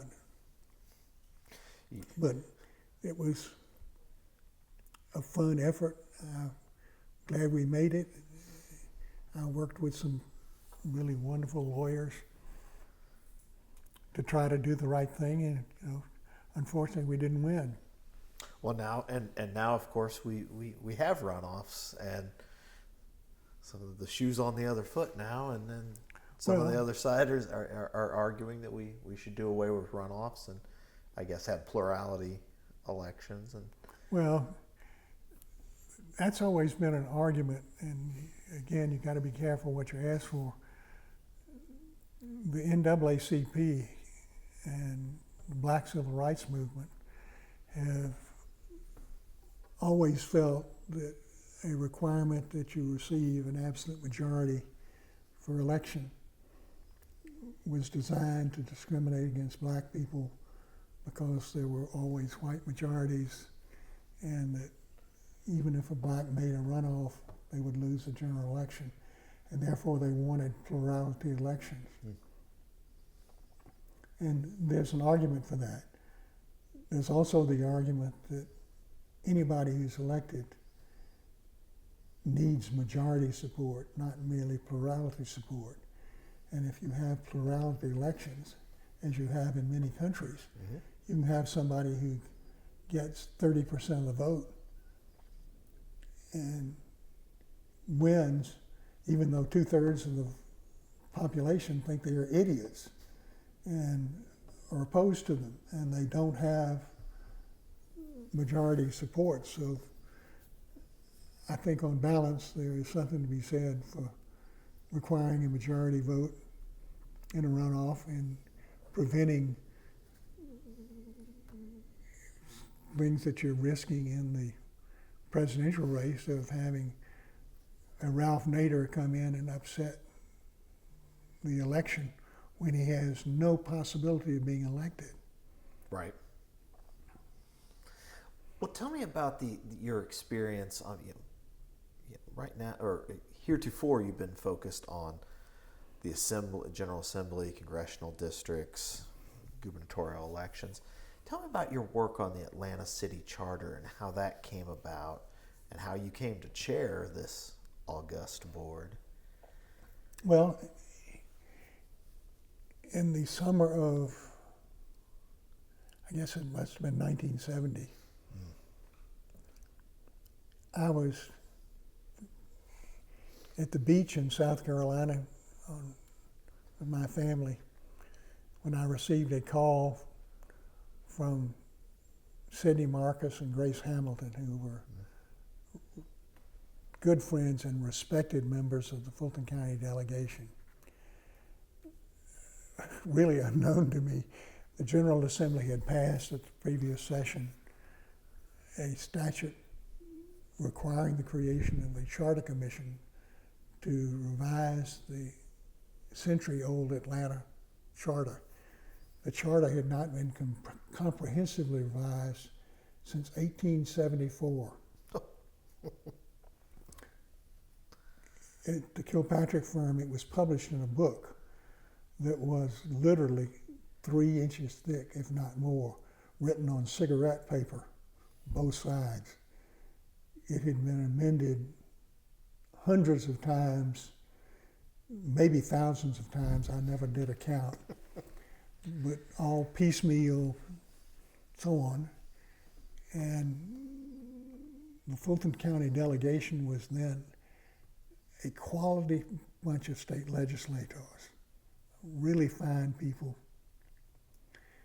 The Atlanta City Council was elected all citywide from districts. Was not a model of leadership, to say the least. And were adamantly opposed to a charter commission. Anyway, the legislature passed it over the council's dead body. Anyway, they called me and said they'd created this commission. I had been appointed to it by the Atlanta Board of Education, purely because I had represented them in an antitrust case involving school milk. And Pete Latimer, who was the general counsel of the Board of Education, hired me, knew me, asked me to be on the commission. And I agreed. But anyway, I'm at the beach and they said, "We want you to be the chairman of the Charter Commission. And would you be the chairman?" And I said I would not run for the office, but if they wanted to do all the politicking to get me elected, since I didn't know who else was on the commission, I would do it. And so they did. And I was nominated and elected in preference to Everett Milliken. Everett Milliken had been on the Atlanta City Council for 30-odd years. He was very conservative. He was opposed to a charter commission. His vision for it was that the commission would nibble around the edges and make a few minor changes, but the status quo was just fine. And they didn't. Sidney and Grace clearly had different views, and so did I, without being an expert in the field. But Everett Milliken was an extraordinary person. He had only a high school education. He rose to become a vice president of Gulf Oil Company. Mm-hmm. He was a man of very conservative principles, but he was also honest as the day is long and a straight arrow, and a person of really strong views. So anyway, I got elected. He did not. The first thing you had to confront was the fact this commission, had been no coordination in the composition of the commission. It had something like 28 members, diversely appointed. And this is a time in which the city is 50% white and 50% black, in the middle of the civil rights movement, in the later stages of it. Sure. You had a white mayor, Sam Massell, a black vice mayor, Maynard Jackson. Race was never far beyond below the surface. And so I thought about it, and I talked to Sydney and Grace and some other people. You couldn't ask appointing authorities to rebalance the commission, nominate somebody else. Right. Unnominate somebody. So the only solution I could come up with is to create 5 committees. 3 were chaired by a black person. 2 were going to be chaired by white people. The committees were going to be composed 50-50, which meant that you were asking black members of the commission to serve on 2 committees, while white members would serve on only 1.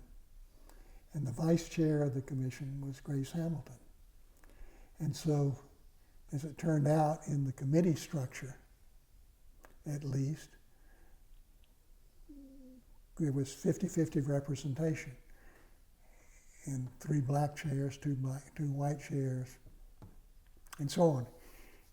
I wanted to just do that as chairman, handle it on the radar, keep it off out of public discussion. And I talked to a number of people who I trusted for advice about, is there a better solution than that? And consensus was no, including Maynard Jackson, who was the vice mayor. And that's what we did. And the commission met. We had a consultant, and we told the consultant, we don't want you telling us what to do. What we want you to do is to identify issues and lay out options.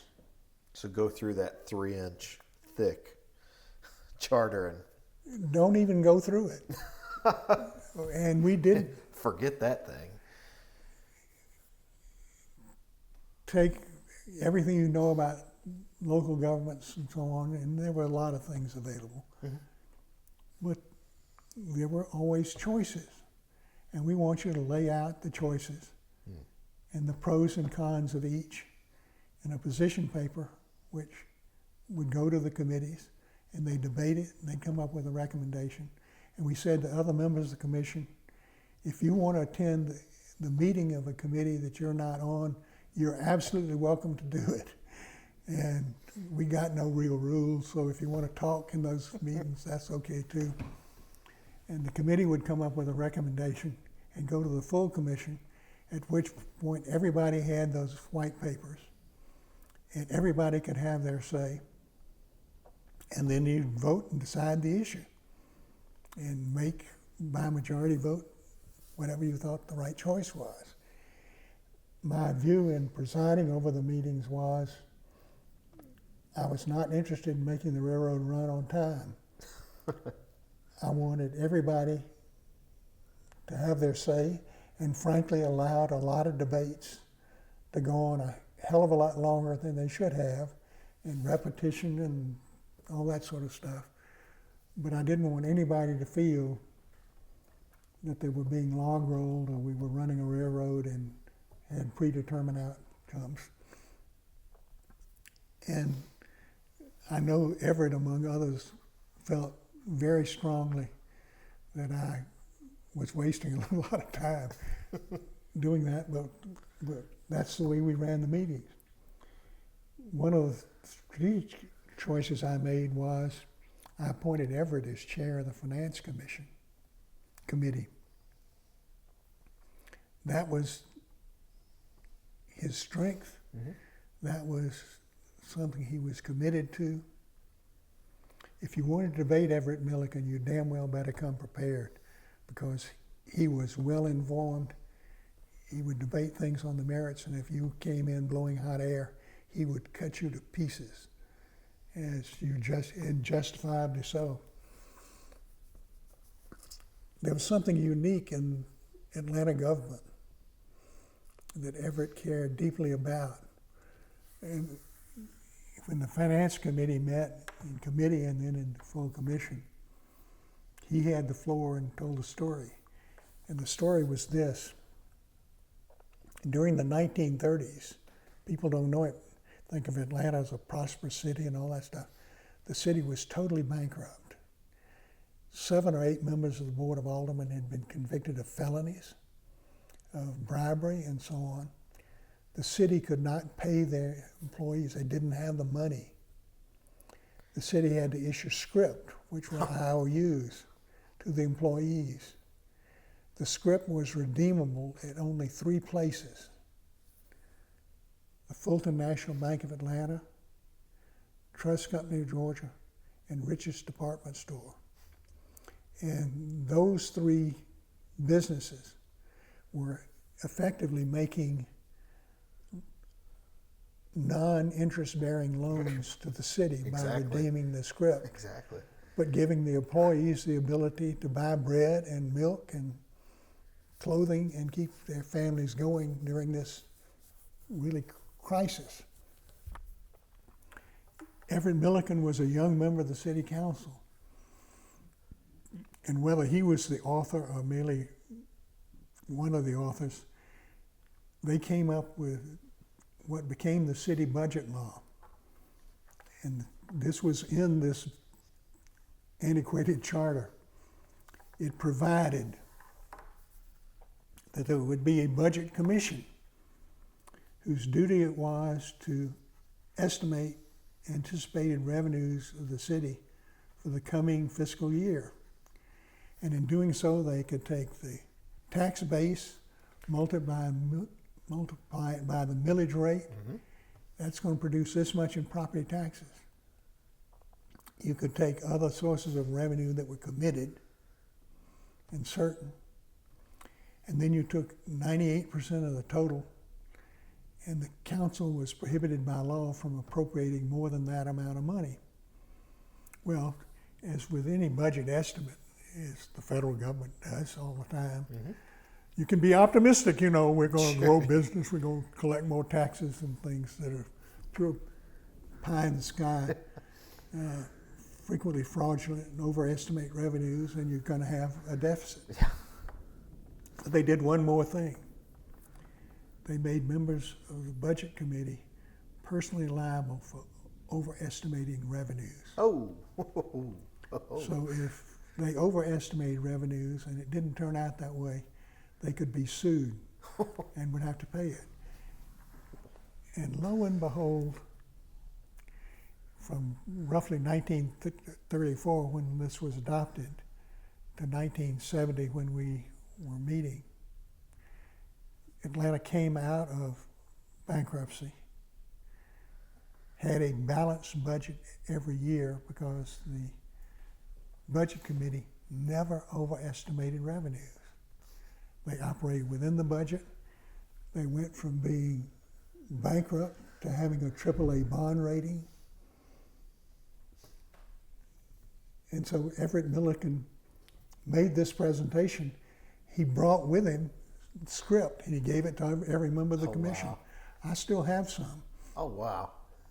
And said this and proposed that we keep intact without changing a jot, whit, or tittle the Milliken authored budget law from 1930. And we did. And on the other issues within the commission, things were debated at length. They made choices. The legislature, one of the choices we made was the city council then composed, called the Board of Aldermen, had 18 members. It was too large. Yeah. We cut it to 12, created 12 districts, provided for district, did away with at-large elections. Mm-hmm. We were told by the legislative delegation that would never fly, but we did it anyway, and they had every intention of, once it got into the General Assembly, they'd simply amend it and provide for 6 at-large seats and keep it at 18, because we were violating the most fundamental rule of politics, and that is you can never abolish an elective office. And but for that one difference, we ironed out those differences, and when it came to a final report, the vote within the commission was unanimous. And this was a group of citizens, many of whom had never met each other beforehand, many with diverse views, the racial split, everything else. The vote was unanimous. And when it came, we had to reapportion city council districts. I appointed Grace Hamilton and Sidney Marcus to do it. They designed a map that was a 50-50 map. It would be perfectly clear that there would be districts that would be predominantly black and districts that would be predominantly white, but it was going to be fair down the line. It got to the General Assembly. Governor Jimmy Carter was president. We thought that Maddox might screw it up. The Board of Aldermen would still lobby against it in the Senate. When Carter was governor. Carter was governor. Maddox was Carter's lieutenant governor. Yeah. And he could screw it up in the Senate. That's right. But it got through, and Jimmy Carter signed it. I'd never met him before, but I have a picture upstairs somewhere of his signing the bill that created the new charter. But it went from a document that was printed on cigarette paper and Bible print that was about 3 inches thick to one on typewritten paper that was about 1/4 of an inch thick. And it essentially laid out broad principles, but did not try to dictate to elected officials the details, and which I thought was the right decision, that we were not omnipotent. But that was a really rewarding citizen effort that worked the way it should have worked, and to try to do the right thing. The sequel to the story is during the Bill Campbell administration. Bill Campbell, who had been an associate at Kilpatrick, I think just before I left, really bright guy, went to Duke, was the child who integrated the public schools, I think in Greensboro, when he was much smaller. Very promising future, but as mayor had many problems with gambling, among other things. And he pushed through the council an amendment to the budget resolution. And within 3 years, Atlanta had a $70-80 million deficit. In the mayor's race in, what would it be, 1998, roughly, or 2000, when Shirley Franklin was running for mayor, there were a number of members of the council also running, Rob Pitts, a couple of others. And I went to a mayor's forum at Trinity Presbyterian Church, in which all of them spoke and talked about the city of Atlanta, and the city of Atlanta had always been prosperous and had balanced budgets and so on, and that Campbell administration had run deficits and so on, and when they were the mayor, they were going to do better and all that sort of stuff. And they opened it up for questions, and being basically very diplomatic and shy and retiring, I basically said to Rob Pitts, "You have no idea what you're talking about."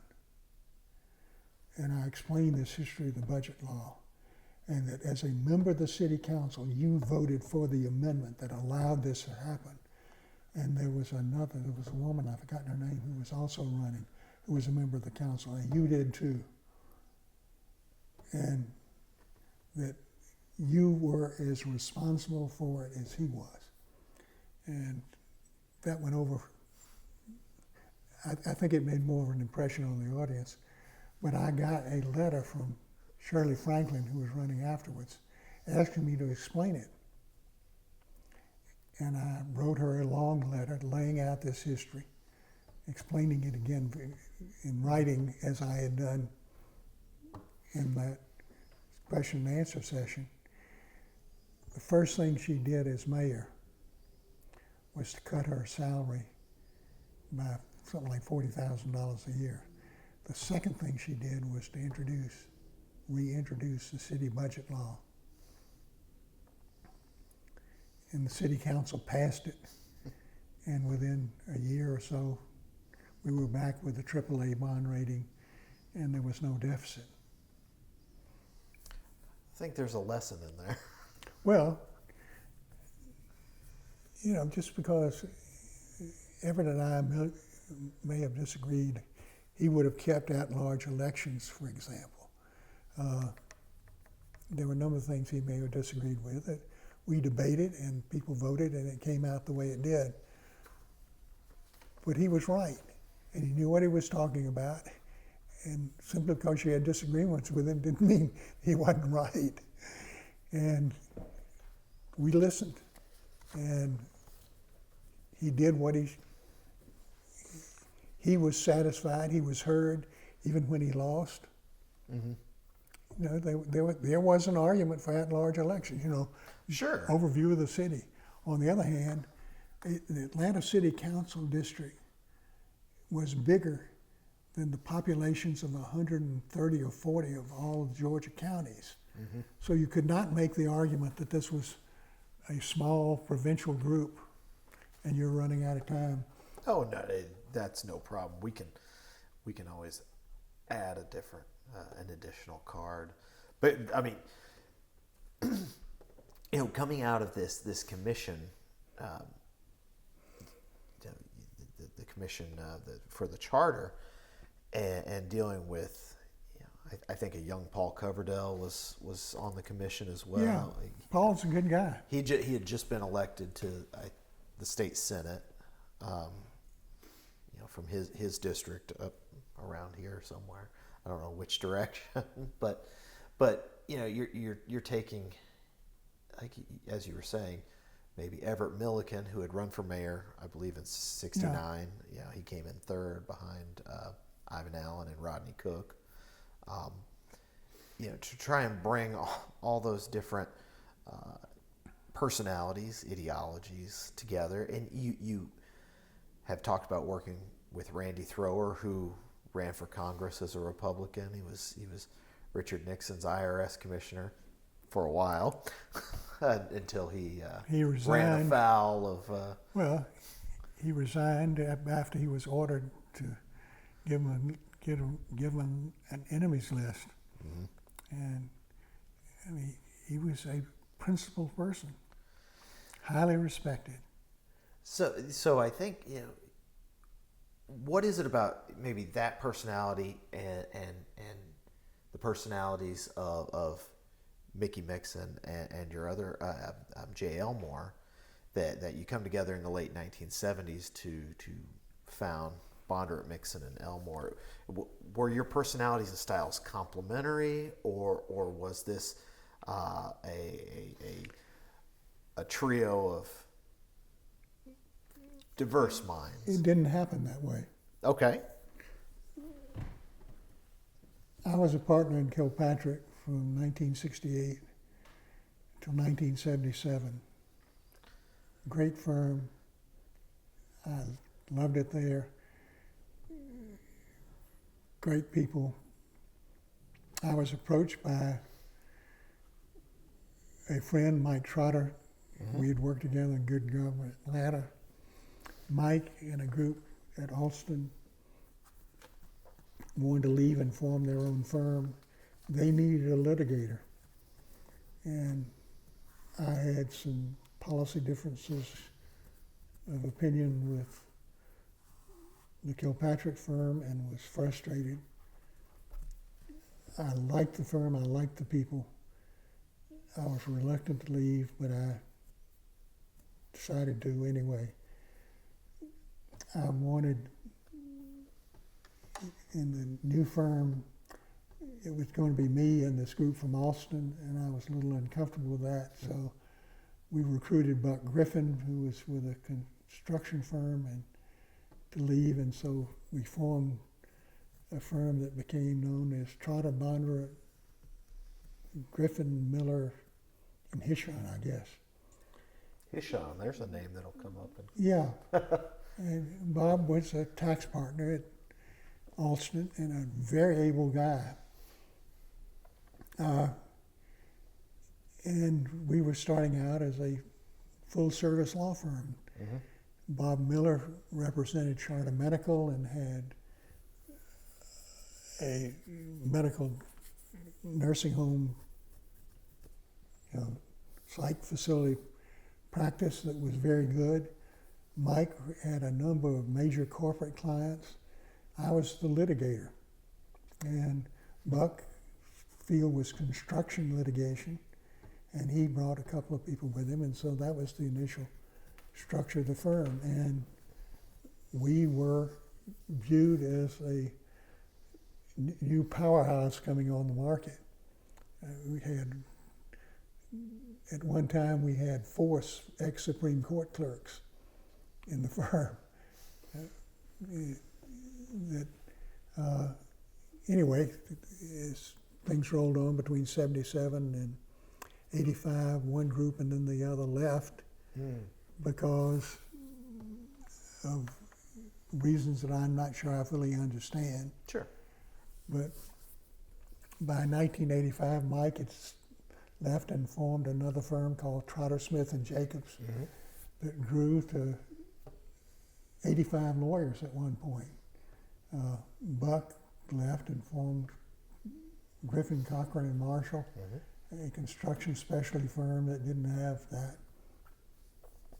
And so with the remnants who were left, Mickey, we had recruited, hired in roughly 1979. He had been an associate at King and Spalding, and frankly was not going to make partner, and someone at King and Spalding recommended him, and we hired him. J. Elmore, we hired in 1977. He was the first associate we hired. He had graduated from Emory, was practicing with a personal injury firm in Florida, wanted to come back to Atlanta. His wife was from Atlanta. He was from Atlanta. And we hired Jay. He was the first associate. So they were both associates in the law firm. Edward Krugman had worked for us for a summer. He was at Georgia in 1979, came to work in 1980. The first 2 cases he worked on were Hishon v. King and Spalding and Gary X. Nelson, a habeas corpus death case. And so they were the remnants that remained. Among the remnants that remained, they included Jeff Bramlett, who was a wonderful lawyer, later president of the Atlanta Bar and State Bar. Jane Fahey, who was an associate, whom I later married. Jay, Mickey, a couple of other people who essentially came to me and said, instead of merging with another law firm or being acquired by another law firm, we can do it on our own as a litigation boutique. And so in 1985, that's when we formed this new partnership that became Bondurant, Mixon, and Elmore. And Mickey was much more financially interested than I was. I can't balance a checkbook. And I had no interest in firm management. I wanted to try cases, practice law, do my pro bono stuff. And we became the current firm. Well, you mentioned Hishon and Gary X. Nelson, which are two very different kinds of cases. And you've already touched on your not necessarily penchant, but you were not afraid of going up against some of the establishment figures in Atlanta. Tell me why that King and Spalding case was a difficult case to try in the city of Atlanta. Well, you have to understand, go back to 1980. We had just formed Trotter Bondurant, whatever it was then called. We were a new firm. I was the litigator. My practice was a referral practice. I had no established clients. I did a lot of corporate litigation. I had expertise in antitrust. I would get hired when major firms had conflicts to represent corporate officers in a criminal investigation by the antitrust division, or to defend a corporation, or to something. And when that assignment was completed, the client went back to whoever referred him to me, and we would not hold on to them or even try to.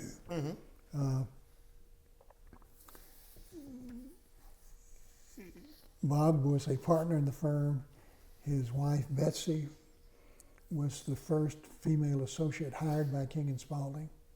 She had been editor of the Columbia Law Review and law school. She had a real estate practice there. She was passed over for partnership, and they had an up-and-out rule ultimately. And she was terminated, and in the February of 1980, Mike Trotter came to me and said, "Did you know, Mike, that Bob Hishon is representing Betsy in a potential Title VII case against King and Spalding?" And I, of course, did not. And it was particularly difficult for us because Bob Miller's brother was a partner at King and Spalding.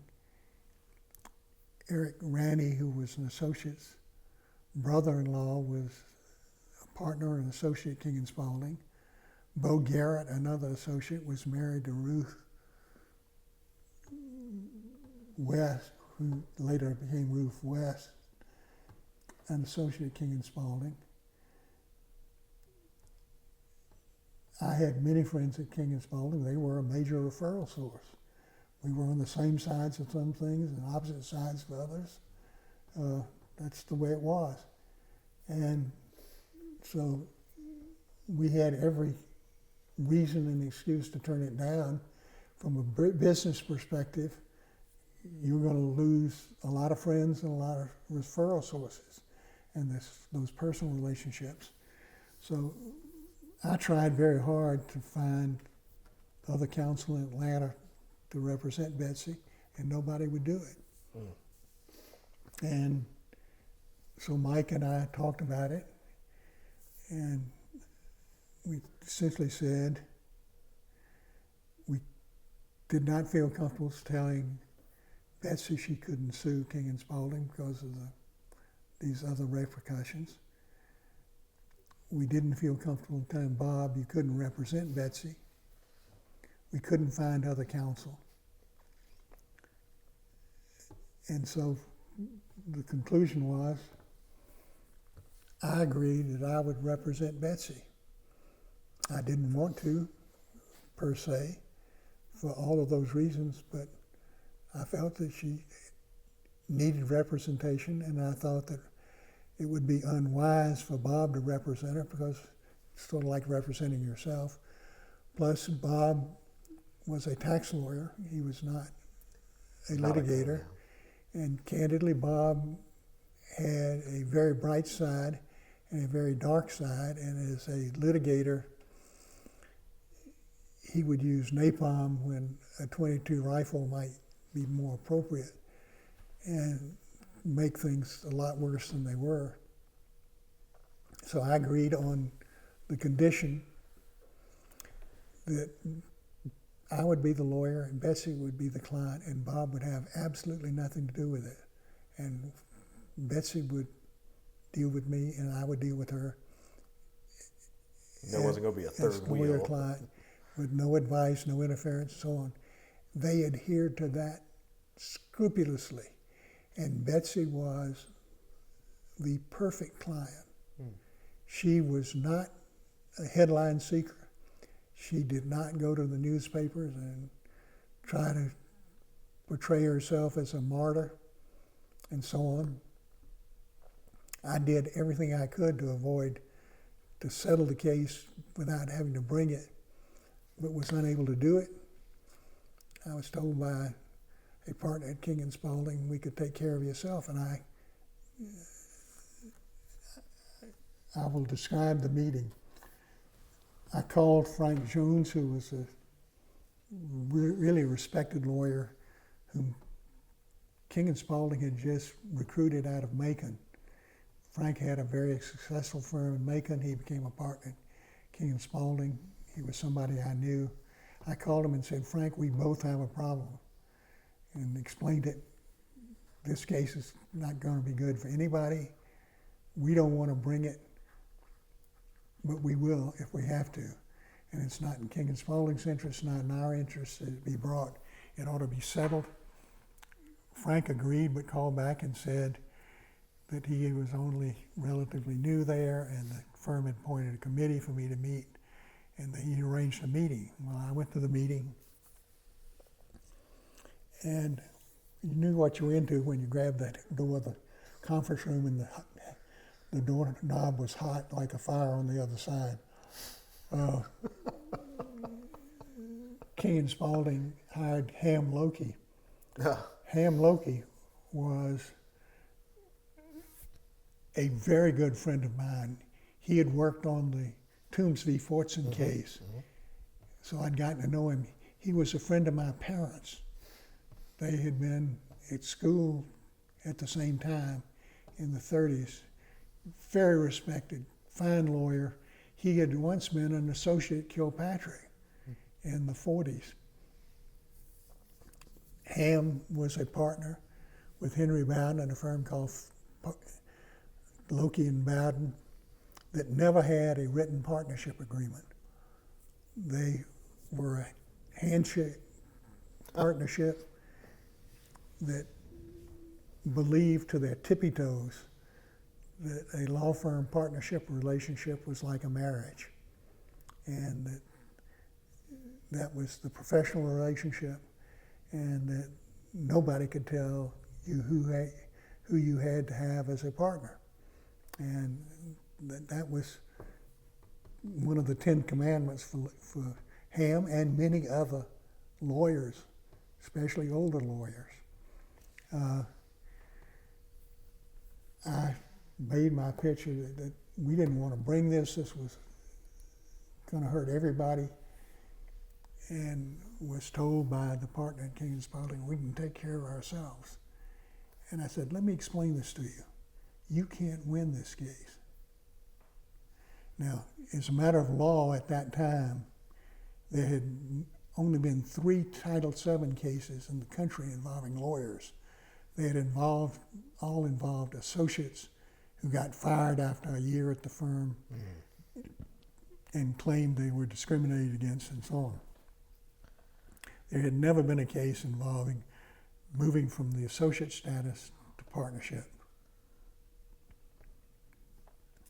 And so we were totally in uncharted territory. In reaching, there were no precedents to help us. But I said to him, you can't win this case. If we bring this case and we lose, Betsy can say I was discriminated against because I was a woman, but law firms are above the law, and so on. And the case will be precedent setting because it will be in every case book. in every law school in the country, as long as you and I are practicing, is the Dred Scott case of the women's movement. On the other hand, if we bring this case and we win, it's going to be in every case book in the country as the Brown v. Board of Education case in Title VII area for women. And sure enough, when my son was in undergraduate school in Stetson at Florida, he took a course in business law, and guess what they taught? Ishon v. King and Spalding. And my son was able to say, yes, I'm familiar with the case. I was there. I went to the oral argument. And I took him when he was 12 or 13 years old. I don't think he learned a damn thing. But anyway, the response was, we'll take care of ourselves. And so we filed it.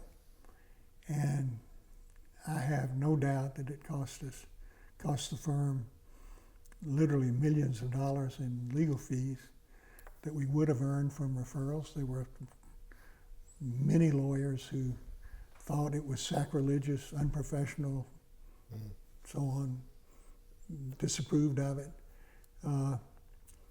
The case was assigned to Newell Edenfield, who was a highly respected district judge, who was an old line lawyer, good friend of Ham Lokey's, a fishing buddy of Ham Lokey's. You had to like your odds on that one. Well,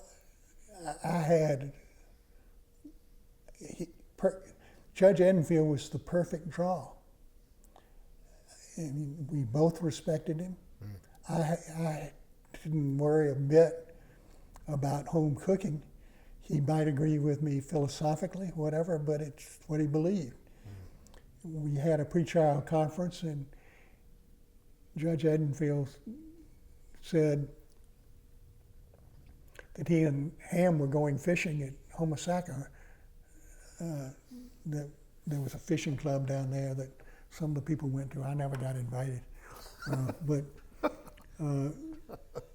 that he thought that they probably shouldn't do that. And I said, Judge Edenfield, I have absolutely no problem with that. You and Ham go fishing. I'm not worried about that at all. And you should not change that because of this case. And I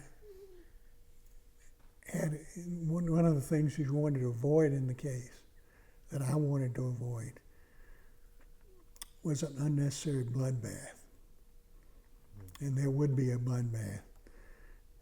If King and Spalding had deposed Betsy, their objective would have been shown that she was not competent and all that kind of stuff.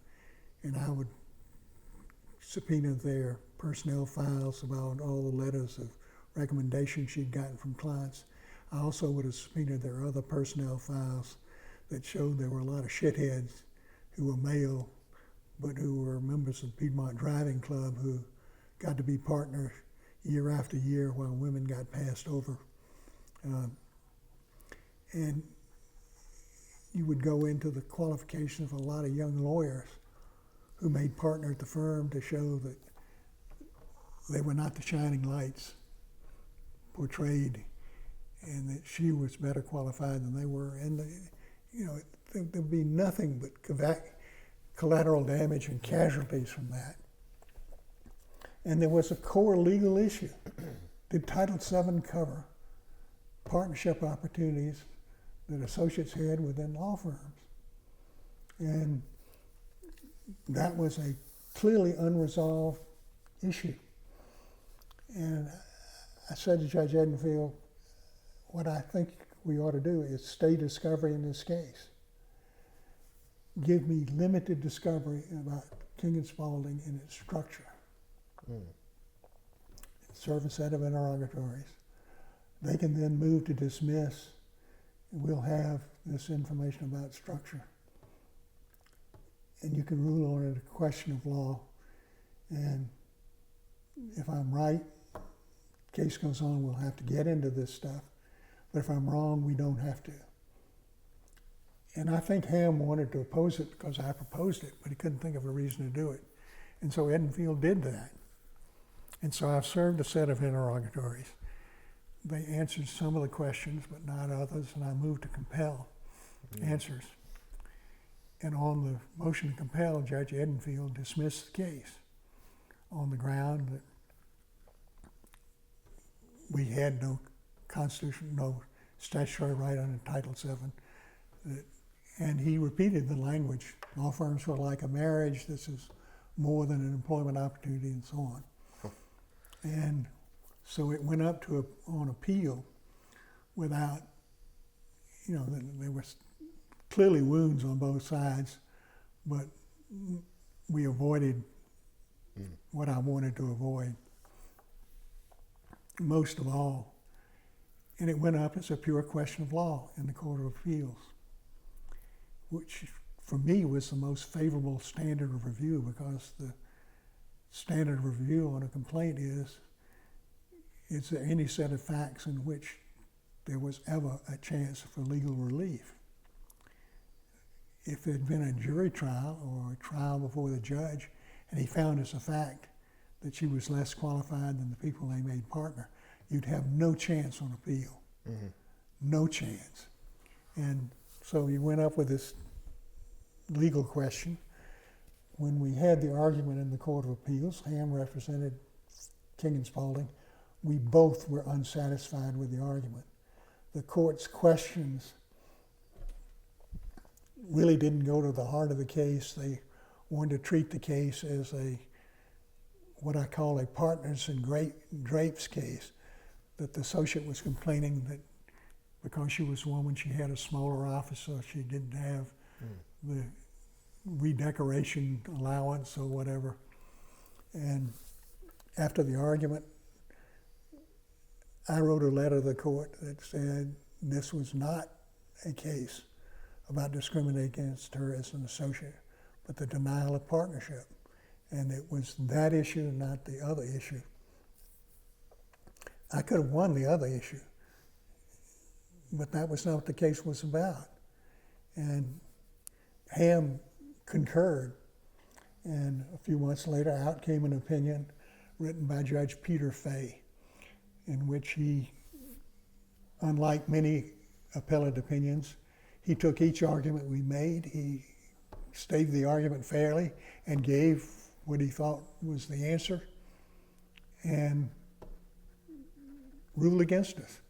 It was a 2-1 opinion, and surprisingly, there was a dissenting opinion from one of the most conservative members of the court, Judge Cheryl Schoflat, later Chief Judge of the 11th Circuit, a man of a Nixon appointee, a man of strong opinion, he's still on the court, who dissented.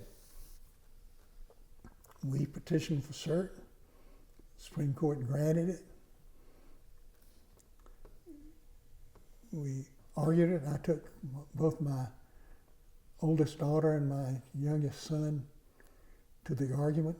Beth sat next to Frank Jones on the plane going or either to or from the argument, and Frank was very nice to her, and so on. And we argued before the Supreme Court in 1983, I guess, or maybe in 1984, I don't remember which.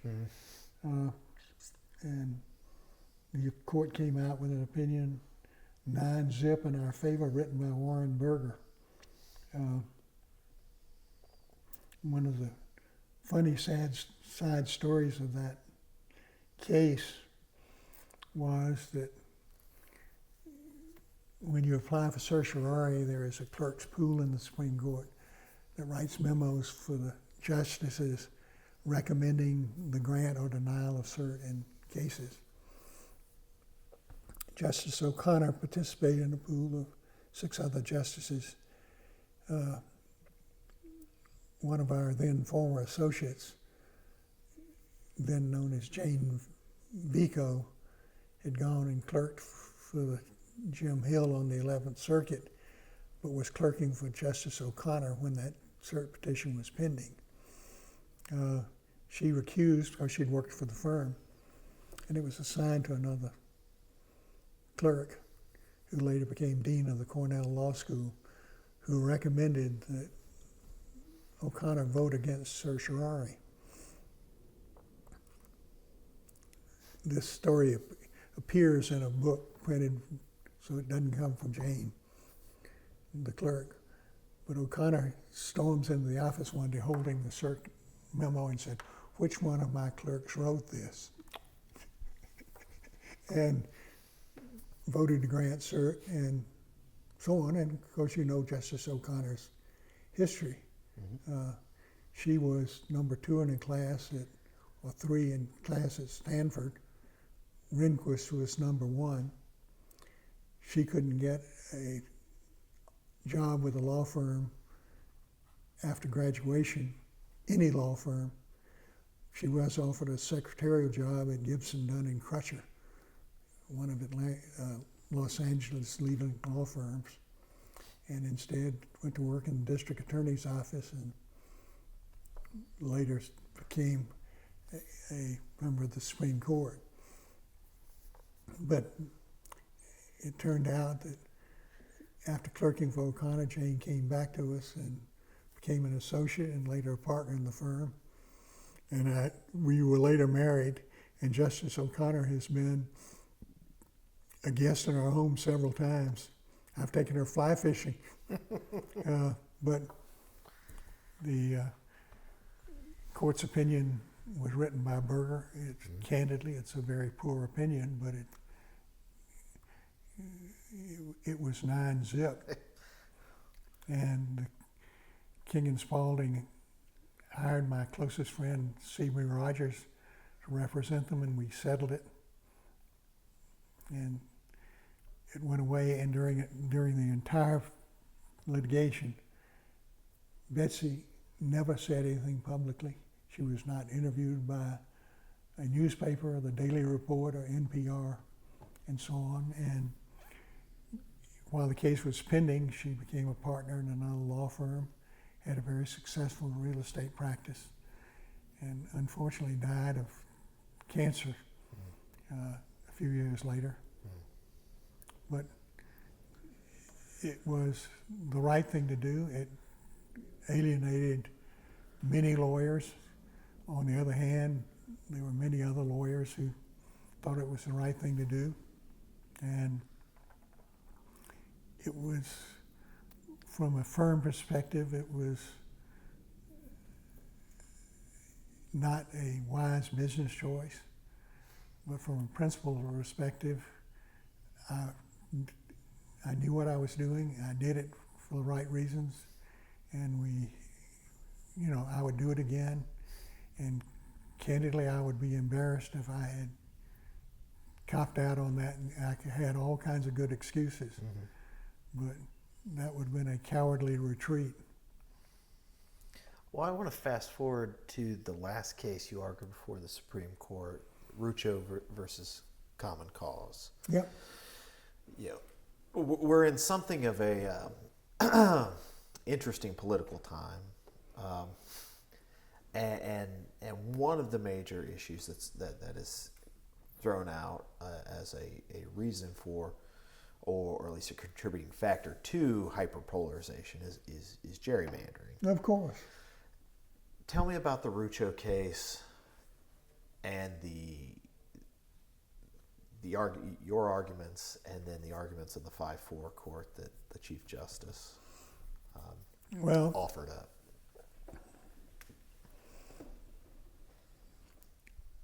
Let me give you the history of it. You have to go back to the Baker v. Carr, Westbury v. Sanders, Reynolds v. Sims period.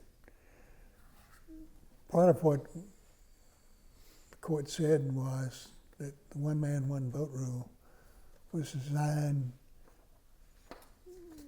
to prevent gerrymandering. Instead of having a partisan gerrymander, what you had was an urban-rural gerrymander, in which, because of population shifts,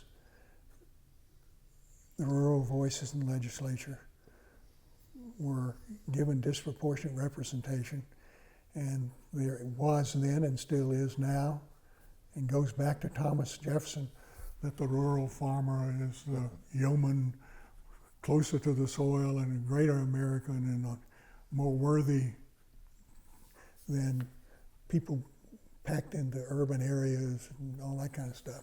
You know, it's that myth. It's also a conservative myth because corporate America wanted no state regulations, minimum state regulations and taxes, and the rural people were very conservative and anti-government, more libertarian, and so on. So anyway, that was one cure for gerrymandering, but it didn't deal with partisan gerrymandering. Partisan gerrymandering, particularly with the advent of computers, became a high art. There is a computer program that every state legislature subscribes to called Maptitude.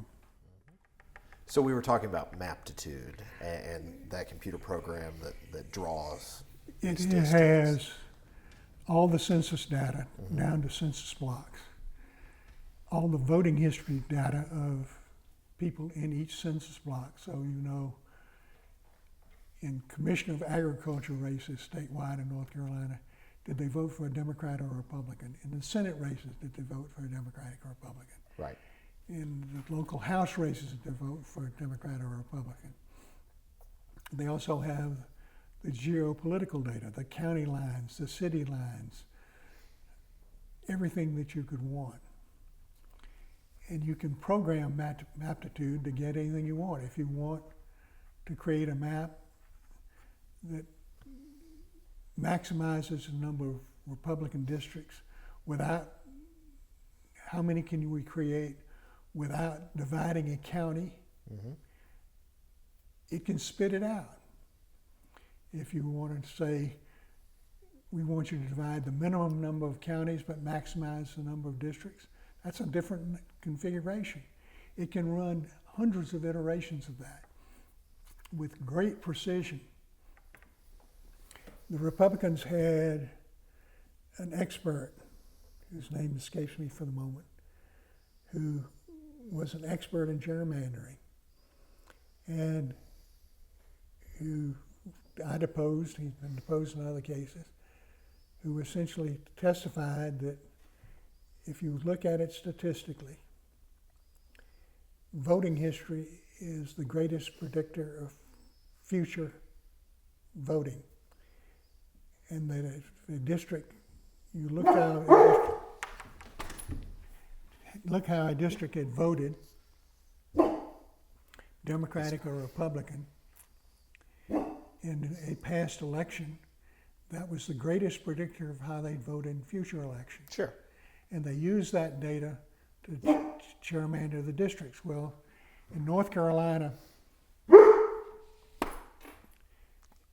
stop that barking. In North Carolina, the Republicans had taken control of the legislature after the 2010 election. There was in fact, the Republicans had a red map project, very strategic. After Obama's election in 2008, they said that in the 2010 election, you're going to have a decennial reapportionment of Congress. That's done by state legislatures.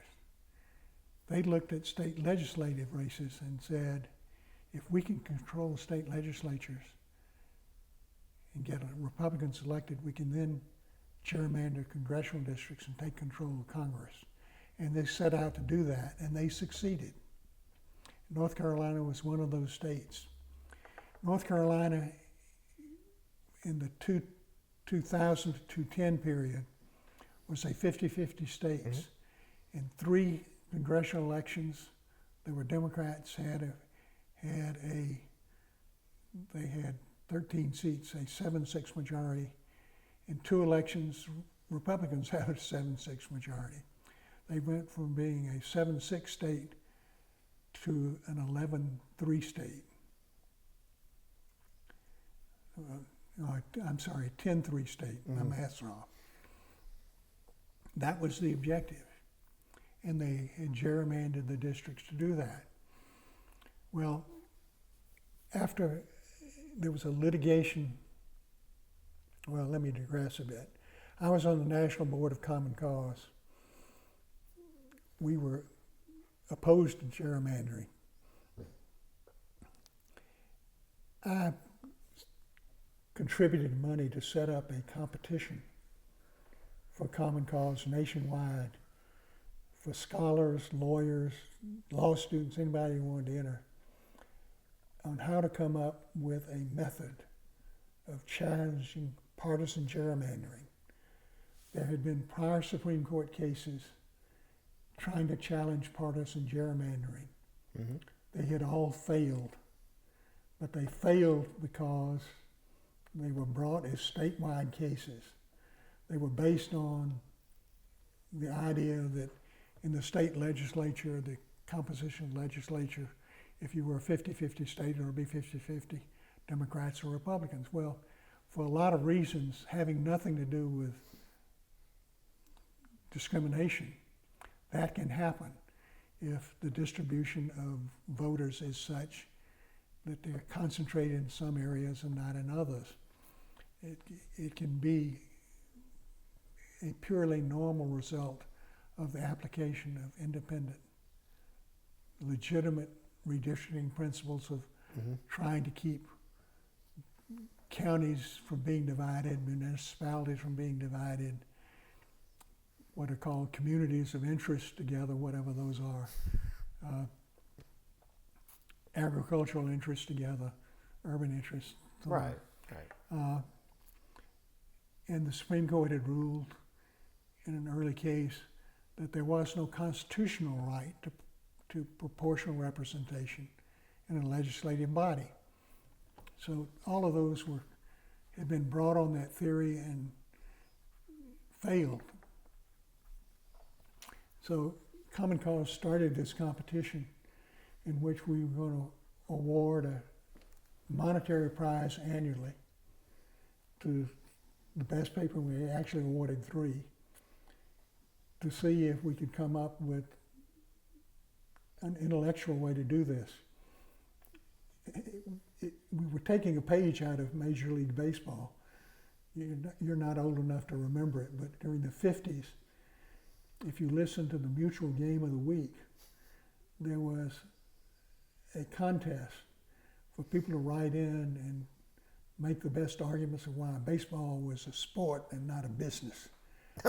That was driven by the concern that the federal courts were going to apply the antitrust laws to Major League Baseball and overruled a 1922 federal baseball case, as they had done with football and ultimately we're going to do with basketball. So we were trying to do the same thing. It's crowdsourcing ideas is another way to look at it. Right. Anyway, my thinking was we use the period between 2010 and 2020 to try to get the best scholarship available, and people writing law review articles stimulated by this competition. And that the first chances we'd have to litigate would be after the 2020 census. Well, happenstance caught up with us.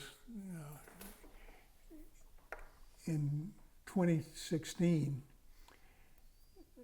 another group headed by Mark Elias challenged the apportionment of state congressional districts under the Voting Rights Act on the basis that they had used racial quotas. And a 3-judge court held the apportionment unconstitutional. That case was being appealed to the Supreme Court. But in the meantime, North Carolina had to redistrict.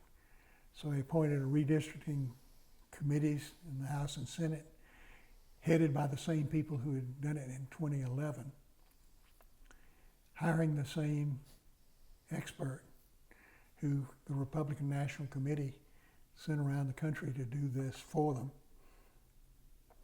Their objective was to come up with a 10-3 plan. And they said so on the legislative record. They said it was a partisan gerrymander and that they thought that that was perfectly constitutional, that they objected that they would have done, instead of a 10-3 plan, they would have done an 11-2 plan, but it wasn't mathematically possible.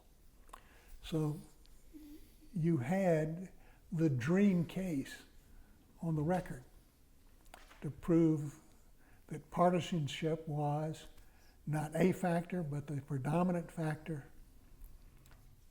that they deliberately did it, they did it mathematically, you could see how they did it, and so on. So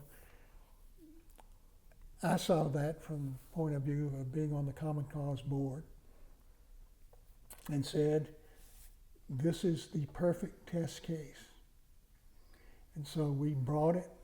We got local counsel in North Carolina through Jason Carter's good efforts. He called somebody in North Carolina and recommended Edwin Spees, who was a wonderful lawyer in Raleigh and been in the Attorney General's office there, had litigated a number of the prior cases involving North Carolina. And we filed the suit before a 3-judge district court, proved the case, had a 3-judge court hearing, won a 350-page opinion that endorsed all of our constitutional theories. Partisan gerrymandering is clearly an unconstitutional practice. Rucho, the contrary notwithstanding, it is total BS that it is a political question. It is one for which well-established principles apply. For example, the First Amendment principle. What a partisan gerrymander is discrimination against voters and political parties based on their political views. Viewpoint discrimination is per se unconstitutional under the First Amendment. It's subject to strict scrutiny. Nobody can justify it. Partisan gerrymandering is a denial of equal protection of the law. Voters, Democratic voters, are equally situated with Republican voters. In gerrymandered districts, the favored voting bloc will always win the general election and dominate the primaries. Partisan gerrymandering violates the Elections Clause of the Constitution. The Supreme Court of the United States had ruled that one of the purposes of the Elections Clause was to achieve a fair election, that it was a source of the power to regulate procedural rules governing the elections, but it was not a source of constitutional power delegated to the states by the Constitution to dictate electoral outcomes, to favor some candidates over others, or to violate other principles of the Constitution. That's almost a direct quote out of the term limits quick case, written by Justice Kennedy. It's also a violation of Article 1, Section 2 of the Constitution. And there was a lot of precedent to support it. There was, in 2016, a case brought by a pro se litigant named Shapiro in Maryland. Although he was a Democrat, he was challenging a Democratic gerrymander of congressional districts in Maryland. Mm-hmm. He appeared pro se. He was not a lawyer. He wrote a 150-page complaint. He got dismissed out of hand by the district court with an opinion saying no claim. Affirmed without opinion by the Court of Appeals in the Fourth Circuit. A young lawyer in Washington who wanted to develop a Supreme Court practice saw that case and saw the way it had been dismissed procedurally. And it raised a procedural issue. He was not interested in gerrymandering per se, but in the procedure. And so he volunteered to represent Shapiro filed a cert petition. It was granted and went to the Supreme Court of the United States. And so this young lawyer got to argue the case in the Supreme Court, which ruled in an opinion by Scalia, the most conservative member of the court, that the complaint stated a claim buried in this 150-page complaint of partisan gerrymandering under a theory that had been advanced by Justice Kennedy in a plurality opinion of the Supreme Court. Not adopted by a majority, but nevertheless. And that theory was, Kennedy had written in a case from Texas called Veith against Jubilera, that the plaintiffs in these partisan gerrymandering cases, if the equivalent of this is paraphrasing, were barking up the wrong tree. They were bringing them as equal protection cases. And that in future cases, they would be better advised to bring them as First Amendment cases. Because what is partisan gerrymandering at heart but viewpoint discrimination? And under our well-established precedents, viewpoint discrimination is subject to strict scrutiny and has to be justified and so on. Well, Shapiro, a layman, had buried in this complaint that issue. And Scalia wrote it a unanimous opinion for the Supreme Court, joined by John Roberts without a peep, saying he had stated a claim and remanded it to the district court for trial and determination of the right theory. So we relied on those precedents and argued the case in the Supreme Court, where we lost 5-4 on an opinion written by Roberts that is intellectually dishonest. It is a misrepresentation of the whole case. We had never alleged anywhere in the papers a right to proportional representation in the state's congressional delegation. Why? Because the Supreme Court had ruled again and again that there was no constitutional right to partisan gerrymandering. Nevertheless, Roberts said, this case sounds in, he didn't say it alleged, it sounds in proportional representation. And there is no right to proportional representation. There are no legal standards to tell you what proportions one party or other should have. This could be for a whole lot of reasons.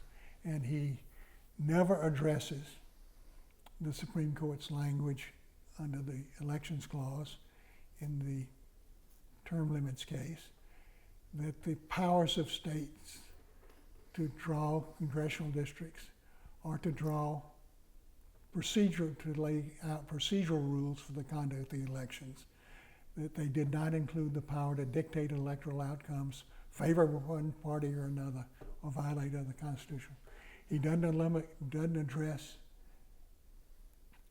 Kennedy's First Amendment opinion in Veith, which the court had recognized 9-zip without a dissent from Scalia or anybody else in Shapiro 4 years earlier, and ruled against us.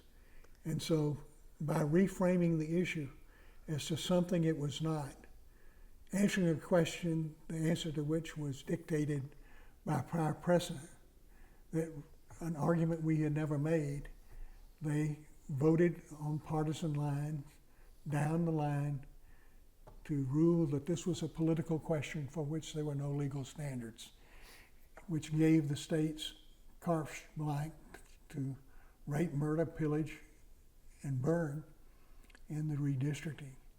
And it is a totally unprincipled, party line partisan decision. And to say I'm bitter about it is an understatement. We had the misfortune of timing. The year that we applied for Supreme Court review, Kennedy retired and was replaced by Kavanaugh. Had Kennedy remained on the court, it would have been a 5-4 opinion the other way, because it was based on his opinion in Veith, based on Scalia's opinion in Shapiro against McManus, based on the Supreme Court's ruling in the term limits case, which Kennedy had written, and nobody wanted to overturn, as well as other established Supreme Court law. So it is unfortunate because partisan gerrymandering is a major, major problem in the democratic system. And if you think about it, what a partisan gerrymander does is make the primary election for Congress and legislature the decisive election, and the general election a mere formality. Which sounds like the Georgia you grew up in. Well, and guess what? That is the theory on which the Supreme Court invalidated white primaries. Mm-hmm. Smith v. Allred. The Texas Jaybird primary was a private club that nominated people in ahead before the Democratic primary. And the all-white private club called the Jaybird Party was all white. And when challenged in the Supreme Court, they said, oh, this is private action. And the Supreme Court said, no, the primary is an integral part of the election process. That what you have done is you have made the primary the decisive election. You've discriminated against race, and you have excluded blacks from that, just as if you had excluded from the general election.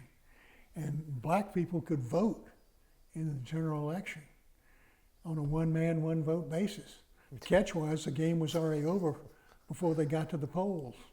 And notwithstanding that, the Supreme Court had invalidated it. Well, this was exactly the same thing. But precedent doesn't matter. You believe in stare decisis only in which you don't. And the Supreme Court nominees who go through and say, oh, I believe in stare decisis, and senators who vote for him said, you know, I met with Justice Kavanaugh and asked him about Roe v. Wade, and he said he was a believer in stare decisis, and I don't think he'll overturn it. Well, you ignore the fact that you're appointing him to a position in which he has a giant eraser. He is not bound by prior precedent except if he wants to be. And if he wants to erase it, he erases it. And that's what Thomas and Roberts and Kavanaugh and that crowd feel perfectly free to do. If partisan gerrymandering is non-justiciable, if it's a political question, and the U.S. Congress, primarily the U.S. Senate, is gridlocked, either because of the number of seats, the filibuster, which we haven't talked about, but what does the concerned citizen do? You're helpless. There's a recent book called Tyranny of the Minority that is much more accessible than most academic writings, but goes through all the ways in which the U.S. Constitution and government and Supreme Court precedent are structured in manners that are fundamentally undemocratic. The filibuster is one of the examples, but if you read the Federalist Papers, you would see that the filibuster is unconstitutional. It goes, and if you were an originalist, as Thomas and that crowd claimed to be, you'd go back to what the framers of the Constitution intended.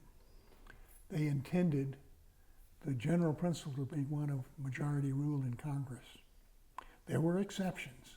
There were 7 of them enumerated in the Constitution. If you wanted to impeach a president, that took a 2/3 vote. Mm-hmm. If you want to ratify a treaty, that takes an extraordinary vote.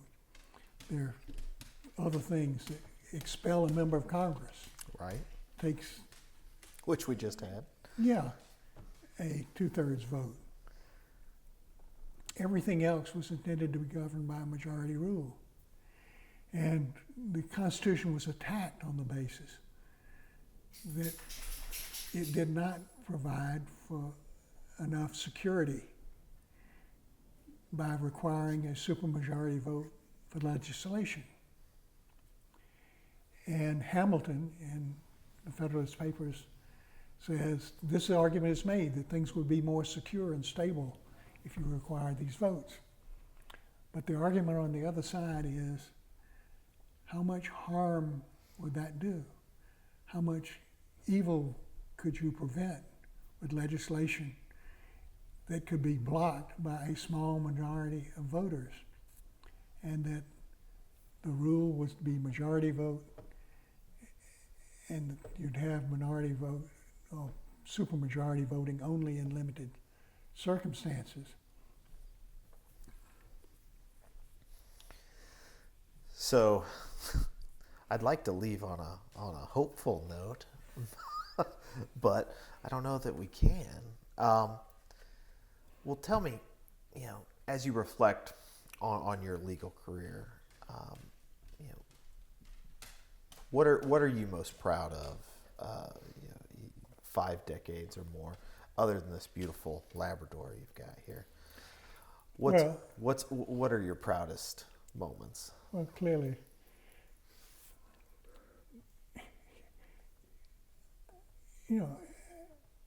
I was and obviously proud of much of the litigation I engaged in for clients. We did hard litigation and we won a lot. We sometimes lost. But the things that I am most proud of are the pro bono cases. I'm proud of Gary X. Nelson, which we saved a man from death row, of Son Fleming, in which we persuaded the Georgia Supreme Court that our state constitution prohibited the execution of mentally retarded defendants, when the Supreme Court of the U.S. had ruled the opposite way 8 months earlier. Obviously, Westbury v. Sanders, one person, one vote in congressional cases, changed the Democratic, and I mean with little d, complexion of Congress from being more rurally dominated, vastly more unrepresentative, to a more democratic body that the framers intended. Partisan gerrymandering has taken us in the opposite direction. I am frankly proud that we challenged the constitutionality of the filibuster. We were right on that. The courts let us down. I'm proud that we took on the Guantanamo cases. My firm, I represented 2 Guantanamo inmates. We accomplished absolutely nothing for them. But it was not because we weren't right, that what the federal government did was an abomination, violates every principle that we stand for or believe. But the Supreme Court, after ruling in favor of the inmates in 4 cases, went AWOL, and after 2008, refused to review any further Gitmo cases. And in all the other Gitmo cases, ours and everybody else's, if a lower court ruled in favor of a Gitmo inmate, the DC Circuit reversed every case in their favor, with a bunch of right-wing judges who were going to uphold the Bush administration no matter what. In some cases, the district courts in DC granted relief to Gitmo inmates, and those were reversed. In other cases where other judges denied relief, those were affirmed. 100% government win rate. The government got away with rape, murder, pillage, lied. The government, for give you an example, Al-Anzi, whom we represented, was tortured by the government at Kanzagar when he was still in Iraq. His fingernails were torn out. I've seen his hands. He has no fingernails. 10, no fingernails, thumbs, so on. The government's answer to that, well, maybe he bit his fingernails. He was waterboarded, but their version of waterboarding was not to put a hanky over his face and pour Dasani water over him. He was held down, he was put on a platform with a barrel of water at the end. His head was held underwater. Genitals were hooked up to an electrical battery charger and other things. He didn't confess. Well, the government's view was Al-Qaeda trained its people to be resistant to interrogation. So if you were tortured and you didn't confess, that proved you were a member of Al-Qaeda because you were trained to resist interrogation. On the other hand, if they tortured you and you confessed, that proved you were a member of Al-Qaeda because you confessed. The government claimed that these were the worst of the worst. They were being held for intelligence purposes in Guantanamo to be interrogated as a part of the war on terrorism to discover what other plots they had. These guys were held for 3, 4, 5 years, interrogated night and day, loud music, deprived of sleep, the whole business. There were no transcripts of any interrogations. There were no videotapes of interrogations by the government. If you were arrested by the sheriff in Hayhire, Georgia, and were interrogated for burglary, they record the interrogation, they videotape the interrogation so they can use it in court in case you make an admission. You're going to tell me that the United States government, interrogating the worst of the worst in the war against terror, made no records? You have only the notes that were made by an interrogator who may have mistranslated or may be of a different religion, and therefore if you were Shia and he were Sunni, his views of you were different than he might have otherwise, or what. I mean, the government got away with that. They never had to produce any interrogations. There were government documents that inspected Guantanamo that said the interviews were videotaped. They were never produced. The courts never required them to produce them. And the courts let us down. Well, I know we're running out of space on our disc today, but I do want anybody who listens to this or watches this to know that the papers of your father are at the University of Georgia Special Collections Library, as well as those papers of your sister, who did decades worth of work on Georgia history and genealogy, and that maybe one day we'll have the Emmet J. Bondurant papers at the University of Georgia. In these days of email, very, very unlikely. And anything that you read would be boring.